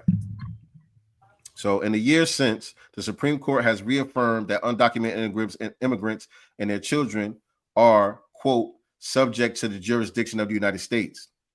In 1982, Plyler versus Doe, the Supreme Court stated that there is no plausible distinction between documented and undocumented immigrants. So they're saying there's no difference. There's no distinction between a documented and an undocumented immigrant. They both the same thing. No, it's not. It says, as both are subject to the full range of obligations imposed by the location civil and criminal laws. So they're saying even if you're an undocumented immigrant, if you break the law, we still gonna lock you up. So that means you're under our jurisdiction. That's how they used it to interpret it in this case in 1982. So the question is, can Donald Trump take away birthright citizenship? Take away birthright citizenship from children born in the U.S. soil would not be simple. Doing so would only be possible through the passage of a new constitution amendment requiring 2/3 vote in both the House and the Senate. Well, Donald Trump has the House and the Senate right now. He has both, yeah. He has the House and the Senate right now. And so it says, as well as a ratification by 3/4 of the states. So if he had a 6-2 vote by the House and the Senate, and 3/4 of the other state of the 52 states agreed to it, then he could create a whole new constitutional amendment that ends birthright citizenship. right? So that's one way it can be done. Mm-hmm. Another way it could be done is the U.S. Supreme Court could adopt a more restrictive interpretation of the citizenship clause by the 14th Amendment to restrict birthright citizenship. This pathway, however, would require the court to radically deviate from well-established precedent that cements the fact that children born in the country are lawful in the U.S. citizenship, regardless of their parents' immigrant status. While Congress or the president could try to restrict birthright citizenship through legislation or executive order, these actions would violate the 14th Amendment. So what they're saying is there's been precedent already set that extends the 14th Amendment to illegals when they have babies here. The whole anchor baby loophole, there's already been precedent set that legalizes that. And so the only way that Donald Trump could turn that around is if the Supreme Court adopts a new restrictive, not a new, but a more restrictive interpretation. Now, if you look at Donald Trump's executive order, that's what he's going for. Right. His attempt is not to try to create a new amendment. His attempt is to properly interpret the amendment that's already there. So he's saying, look, the real purpose of the 14th Amendment was for the children of enslaved people. It wasn't for illegals. And so if he gets the Supreme Court, which he has the majority there, to agree with him, then all they got to do is reinterpret it and throw those precedents out the window, and that will end birthright citizenship for people who are illegal. Question is, are they going to do it? I think they will. I think Trump got enough people on the Supreme Court to get that done. And I think that's why he's taking that route. He understands that. That's the easiest path. That's the path of least resistance for him to be able to get that done. And I'm checking the 14th Amendment because we had a question in here. Someone asked in here, does the 14th Amendment specifically say people of African descent? It does. It does. Okay. It does. It says, I read it a couple of days ago, actually. Let me see if I can pull it up real quick. Hold on a second.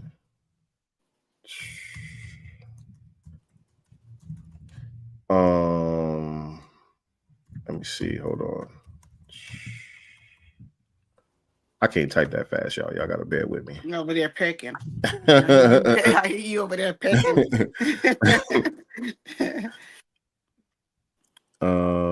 Including the formerly enslaved people of African descent. Okay. I'm trying to make sure that's a quote from the actual Constitution. That's what I'm looking for, because I see other ones that don't say that. You know what I'm saying? That's why I wanted to make sure too. 14th Amendment U.S. Constitution. I think this is it. And so remember, it was because Dr. Anderson talks about this all the time too. It was the radical Republicans who had put this 14th Amendment in place, by the way. Passed by Congress June 13th, 1866, and ratified July 9th, 1868. The 14th Amendment extended liberties and rights granted by the Bill of Rights to formerly enslaved people. Formerly enslaved people. Right. The Civil War Congress submitted the states 3 amendments as part of its Reconstruction program to guarantee equal civil and legal rights to Black citizens, a major provision of the 14th Amendment.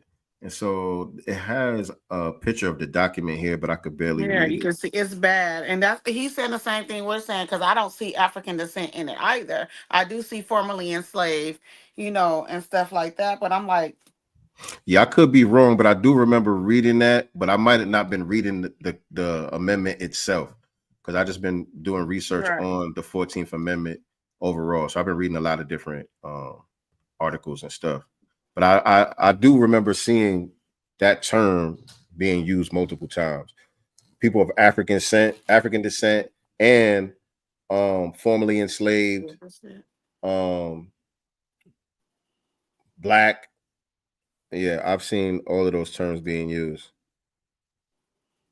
Mental OG said, I read it and I don't see African descent in it. Yeah, it might not be in the enslaved. Right. We have to stop allowing these people to use the term African descent. Yeah, African descent. I understand where you're coming from with that one, because you know that applies to the whole diaspora. That's not specific to us.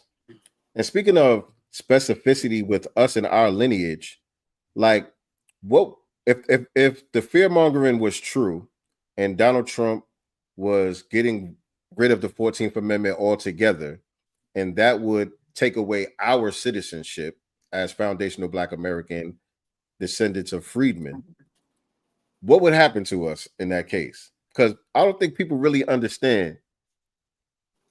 We are one of the largest ethnic groups on the planet. Do y'all know that? Right. I don't think people understand that, because we have been referred to as a minority for so long. You know, they saying we minorities. When you break it down by ethnicity and you don't break it down by race, you just break it down by ethnicity, we are the largest ethnic group in America. There's no other ethnic group, one culture group that has 43 million people. All these other people are multiple ethnic groups lumped under one umbrella, as far as Hispanics, Latinos, the Asians, white people, Europeans. They don't all belong to the same ethnic group. We 43 million deep, one ethnic group. The only ethnic groups that's really have a higher population than us on the entire planet are like some of the Chinese ethnic groups, like I think it's the Han ethnicity of China. They real deep, you know what I'm saying? It's a gang of them motherfuckers. But on average, most ethnic groups have like 10 million people, 20 million people. You know what I'm saying? Like Igbos, there's probably like 7 million Igbos in the whole world. You know what I'm saying? I think the Yoruba tribe is kind of deep. They might be like 30 million deep, something like that. You know what I'm saying? But most ethnic groups on average, it's like 10 to 20 million people. And some are way smaller than that. I'm just talking about on average. So we have one of the largest ethnic groups in the world. What are you going to do with 43 million people with no citizenship? Right. Under no jurisdiction of no country? That would be insane. That's not realistic. Stupid. That's not. We are literally a nation within a nation. As far not just as far as our population numbers, even as far as our GDP. Right. We have a higher GDP than the average nation on the globe. It's only like the major 8 or 9 nations in the world that have a higher GDP than our ethnic group. Like I'm now comparing our ethnic group to entire nations. You know what I'm saying? Before I was saying ethnic group for ethnic group population wise, but GDP wise, I'm saying you can compare our ethnic group to other nations and we have a higher GDP than most of them. And so we need to really understand that, because that's a lot of power. That's a lot of leverage. Yeah, You know but what I I'm think saying? that a lot of Black people are still sold on the fact that, you guys have maintained being only 13-14% of the population, blah, blah, blah. So Black people, and then I guess depending on what areas that you live in, there's not a lot of Black people are so spread out. You know what I'm saying? So I think it's so easy for people to be manipulated by, that false, um, thing that we're a minority here, basically. You know what I'm saying? I think Black people just kind of think that way because we are so spread it out. CCS. I don't know if this comment is right and exact. The comment itself is kind of confusing. It said we are the largest Black ethnic group outside of Africa. Brazil only has 20 million Black people. I don't know how many Black people Brazil got, but from what I understand, Brazil has the largest group of people of African descent. Right. Outside of the African continent. Outside of the African continent, right. From what I understand. Now, are they all part of one ethnic group? That I don't know. Mm-hmm. I don't know if they have like different ethnicities and tribes and stuff like that in Brazil. I'm not sure about that. Right. A lot of black Brazilians are not documented as black. I don't know about that either. I don't know what their documentation, how their census stuff works and all of that stuff over there. So that stuff I'm not really sure about. I mean, and another thing is, even some of the dark-skinned ones, do they even identify as black themselves? Because that's an issue, in a lot of these places. Like, just That's because what they he's are saying. dark, just because they dark, they don't even identify themselves as black. To be honest. Yeah, that's what PD Remains is saying. Yeah. And so that's true. That's true. They have a color caste system over there. Yeah, kind of just like they do across all of Latin America. But I don't know how that applies to ethnicity, though. I'm not really sure about that. I'm not really sure about that. Gina Torres they don't see themselves as black. Yeah. Right. Yeah. And she's from Cuba, by the way. But yeah. I know black. But yeah, that's all across Latin America. I know black. That whole mejora la raza mentality. Let me see. The Brazilian numbers are inflated. The Brazilian census lists 20 million. The 70 million figure is based on one drop ruling everyone in Brazil into blackness. Interesting. So all right. So what do y'all think about the one drop rule thing then? Because that goes back to what we were talking about last week with the NFL player, the quarterback. Remember we played that clip? They were saying Patrick Mahomes is not authentically black. You don't look it. Because his mother's white and he's married to a white woman or whatever. But just him having a black father and a white mother, would he be classified as black or I don't think he would be classified as white. I don't either, because you're whatever. I thought that you were whatever the daddy is. I don't think it matters if it's the daddy or the mama. In the system of white supremacy, I agree. Your ass is black. Yeah, look at Meghan Markle. Right. And the thing is, people like him are viewed as even more of a threat because they can pass for white and sneak those Negro genes in white society. Which he didn't, though, because the Negro gene was not snuck into his children. Yeah, but you got to understand how that works, though. You got to understand how that works. And I know we might have even talked about some cases on here where that happens, where it'll appear to be two white parents and a black baby pop out. Right. That's because of situations like that. It'll be somebody along the line that was passing. Mm. You know what I'm saying? And so, yeah, the phenotype and all that got diluted along the way. Like you said, his children just look like white kids. Mm-hmm. You know what I'm saying? But one of those kids can pop out a black baby. Right. It's weird. It's weird, but that shit happens. So Meghan Markle children, they got to be careful with their kids. I don't know. What do her children look like? They look like him. They look like white kids? Mm-hmm. Like Drake's son? More white. At least Drake's son does have curly hair. Got These the little curls. They don't have curly hair. Nothing. They don't even got that? Nope. They don't even got that? No. But my question is, are y'all saying that these people ain't black? Pat Mahomes, Drake, Halle Berry. Halle Berry is black because Halle Berry says she's black. Halle Berry has lived her life as a black woman. She's Alicia Keys. Alicia Keys has always identified as a black woman. I'm gonna say that she's black because she's lived it. And I guess I don't know if she's lived it, but she's always identified. She white. Her mama white. Her mama raised her. She was raised by a white woman. Yeah, but she feels black. She's lived as a black person too. J. Cole. J. Cole is black to me. Maybe. I don't know. But this is what I'm saying. This is what I'm saying. So we picking and choosing. Yeah. We picking and choosing because I'm going. It's a mindset too. I understand that part, but I'm not talking about that. I agree with that.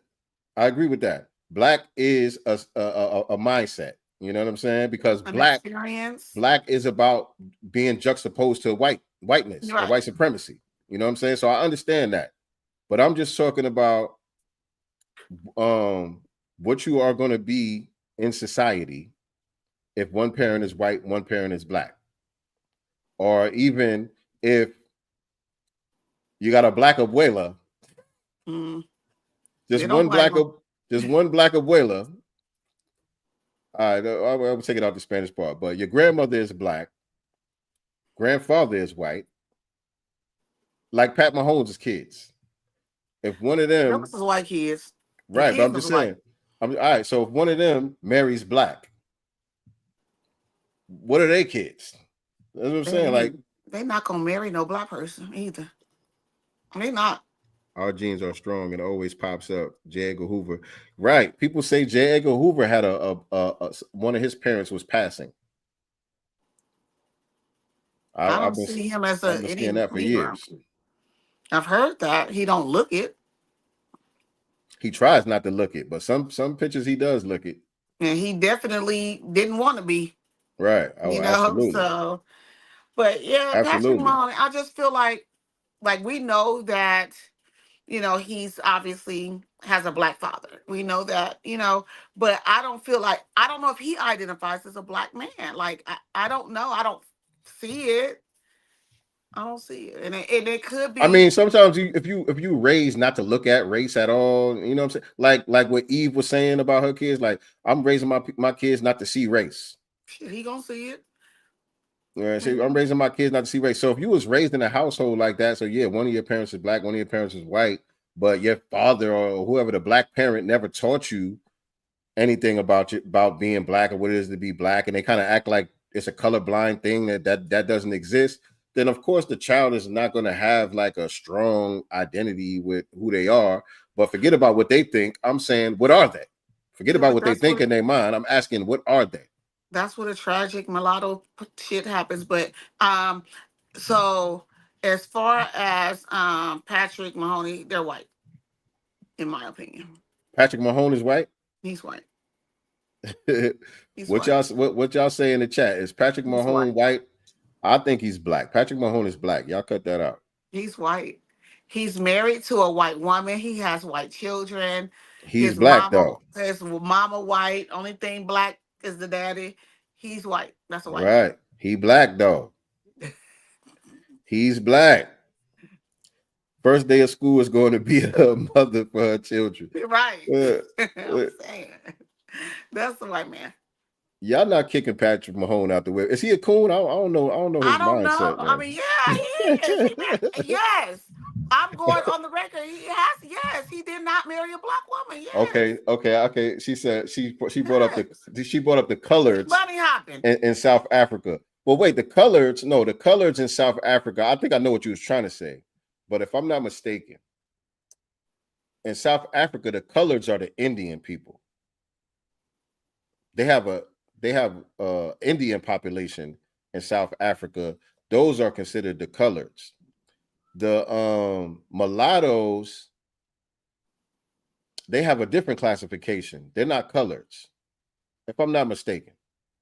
They have a separate classification, if I'm not mistaken. The Indians are who they call coloreds, from what I remember, because I remember reading Nelson Mandela's autobiography where they was breaking all of that stuff down.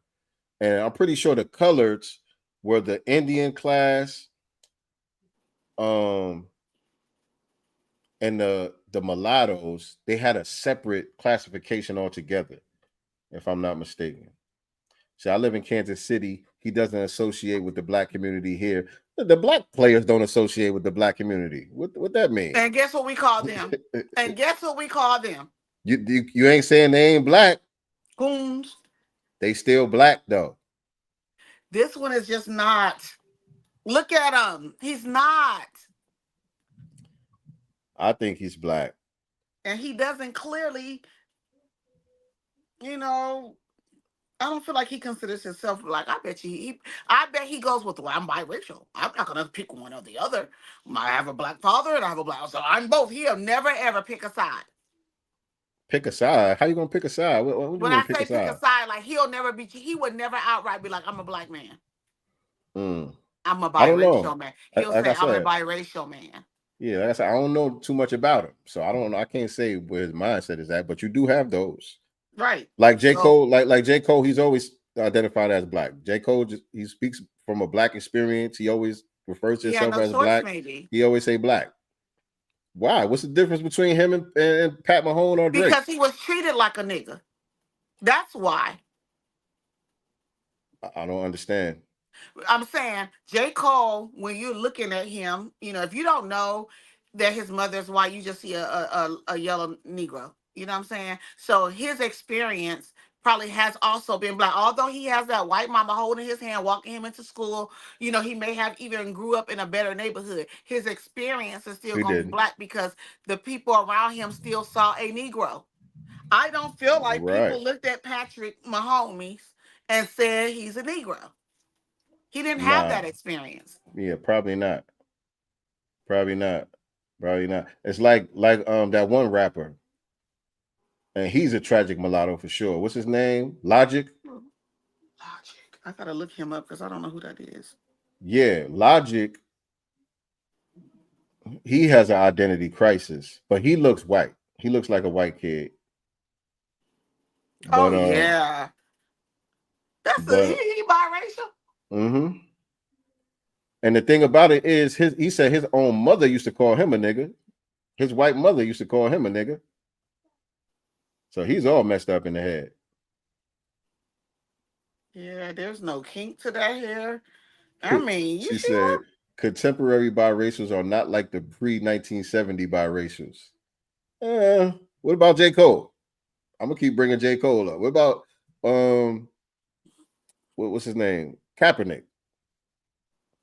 About Kaepernick, J. Cole. Kaepernick wanted to be, well, same thing with him. His experience was also black. He was reminded that he looked different and stuff like that. So he had no choice. He couldn't pick white because the white people, you know, that he encountered on a daily basis reminded him that he was a Negro. I don't care that you have these white adopted parents. You are still a Negro to us.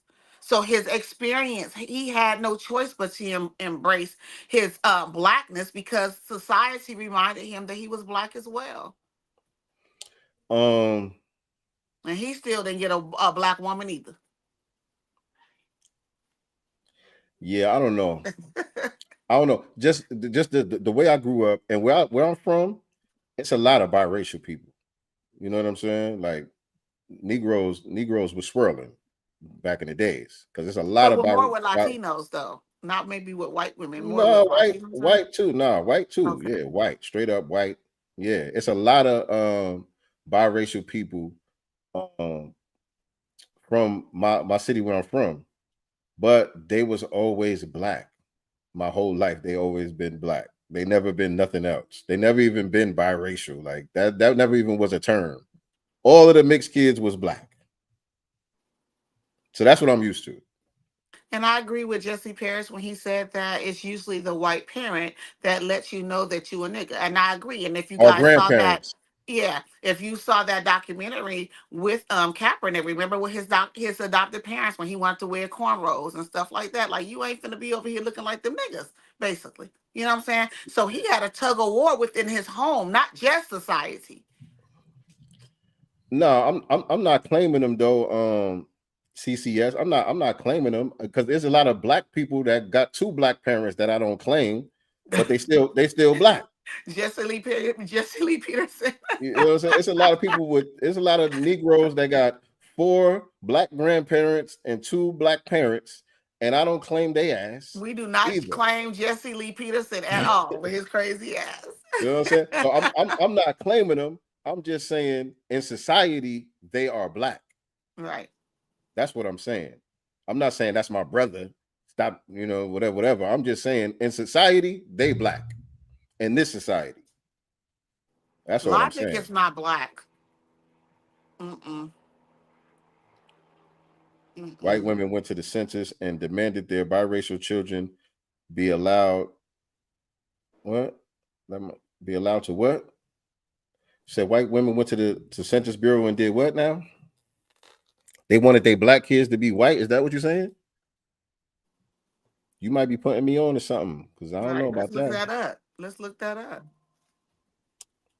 If that's what he's saying, because I can't, make out what he's technically trying to say. He or she is trying to say. I think CCS is a sister. I think. Let's look that up. I don't know. But we gotta get out of here in a minute. Do anybody want to come on, by the way? Before we bounce? Pull up. We miss y'all. I was gone for 2 weeks. Y'all didn't see my face. I'm getting my hair done, y'all. I should have been dropped this link while we was over here shooting the shit. I know. But I'm gonna drop the link in here for y'all real quick. Y'all want to make some brief comments before we get out of here? CCS, click this link. Bring your ass up here, CCS. CCS, I just dropped the link in the comment section. Bring your ass in here and let me hear what you got to say.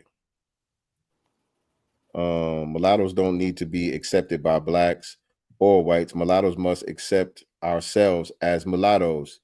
Mulatto rights activists. Click the link. Mulatto activist rights. I didn't even see we had a mulatto activist rights in here. Mulatto activist rights. Click the link. I just dropped the link inside the chat. Let's get CCS and mulatto activist rights to hop on real quick. Y'all come join the live real quick. Right. Don't be scared. Concerning mulatto youth to coercing mulatto youth to identify as black instills an identity crisis in mulattoes because actual blacks will remind mulattoes that they aren't really black. It's best for mulattoes identify as mulatto. Are you reading something or that? Or That's what mulatto rights said. So Yes, that's what I wrote. Okay, we got mulatto rights on the live right now. Peace, family. How y'all doing?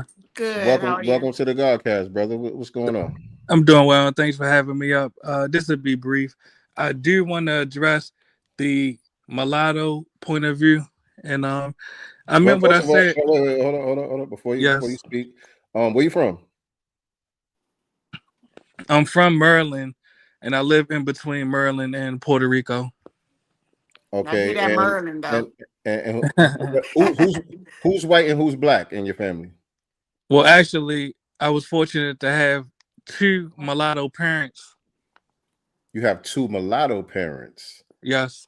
So, okay. Which grandparents are black and white? How's it work? Break it down. I'm literally a 4th generation mulatto. I'm a descendant of the Melungeon people, which are a triracial isolate that descend from Appalachia, mainly Tennessee and Virginia. And that's on my mother's side. My father's side traces down to Carolina, and we have Lumbee ancestry and Cherokee ancestry. But even the Cherokee and the Lumbee ancestry on my father's side, they are also mulattoes. They are mixed race. I don't have a quote black or white ancestor until 4 generations ago. Got you. And I'm a little bit familiar with the Melungeon, just a little bit. Melungeons, yes. But all right, but go ahead. What you wanted to say, bro? Yes, and I'll try to keep it brief as possible. I meant what I said when I wrote that it's best for mulatto youth and mulatto adults to identify as mulattoes because it's true. When we attempt to identify as black and we go out into the world and we encounter actual black people, we are constantly reminded that we are not truly black. And I agree that the real blacks have a right to gatekeep their identity. And we as mulattoes must realize that it's best to be comfortable in our own skin instead of pretending to be what we are not. The one drop rule was forced on us by Caucasians during colonization. We are no longer slaves. We are, dare I argue, we are not subjugated anymore.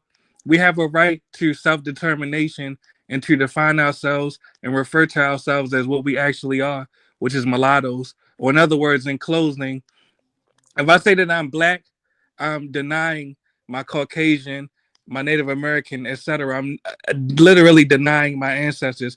Same thing if I was to call myself white. If I call myself white, I'm denying my African ancestry, my Native American ancestry. So I'm proud to be what I actually am. I'm a mulatto. Okay, this is so interesting. Yeah. Okay, all right. So is mulatto, according to you, a race, a ethnicity, a culture? What does it mean to be mulatto? Well, I would say that we are definitely a new race. Okay.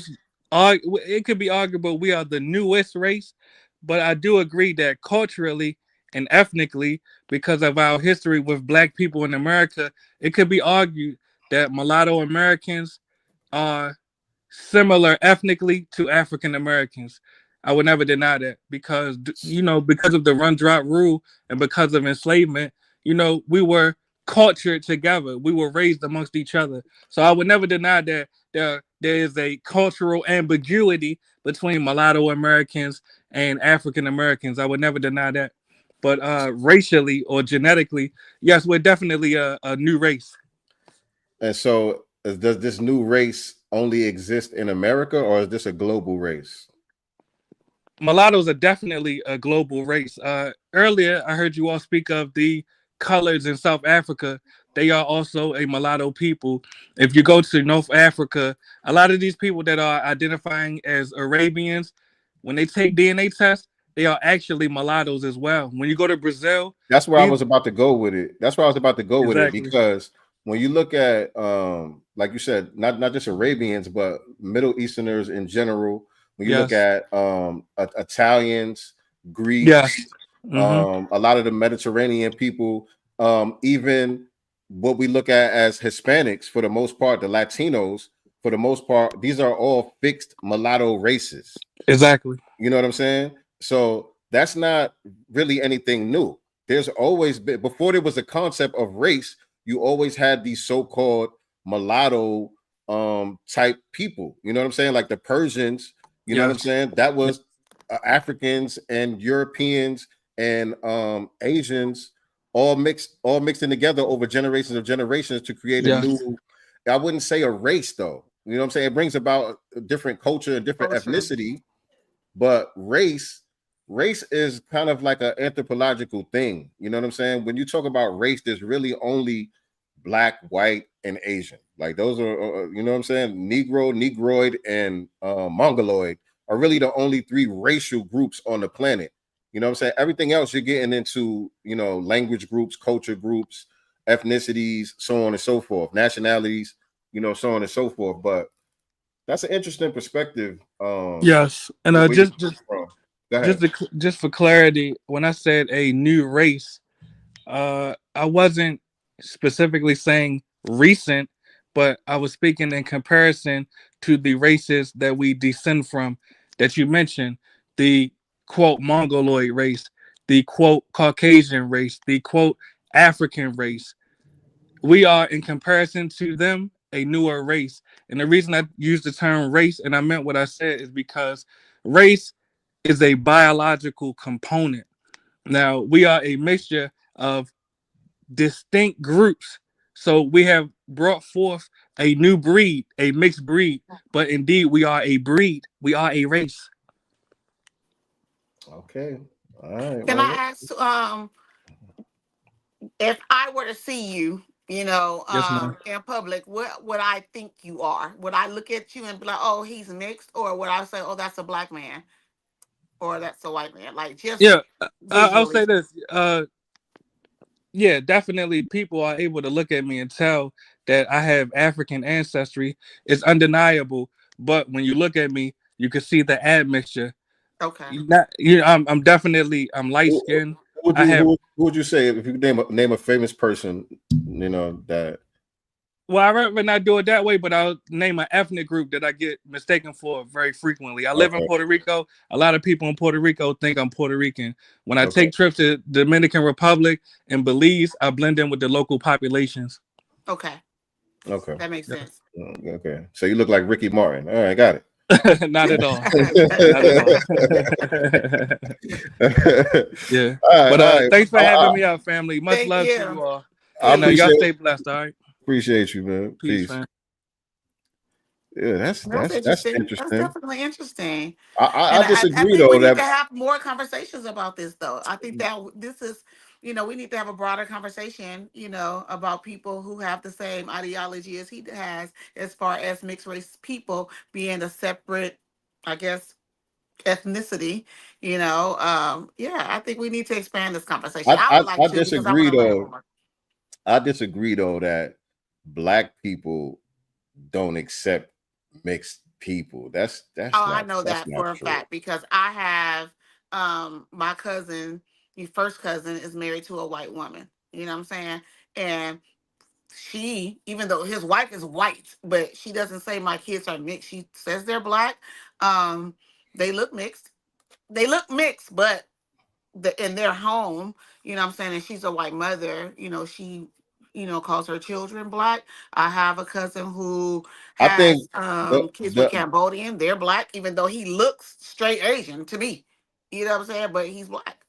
I think the people that are not quote unquote accepted in the black community are the ones that have that tragic mulatto mentality, the ones that are confused and which comes from the white side. You know what I'm saying? The ones that are confused about their own identity. Those are the ones that kind of, I never heard nobody say Bob Marley ain't black.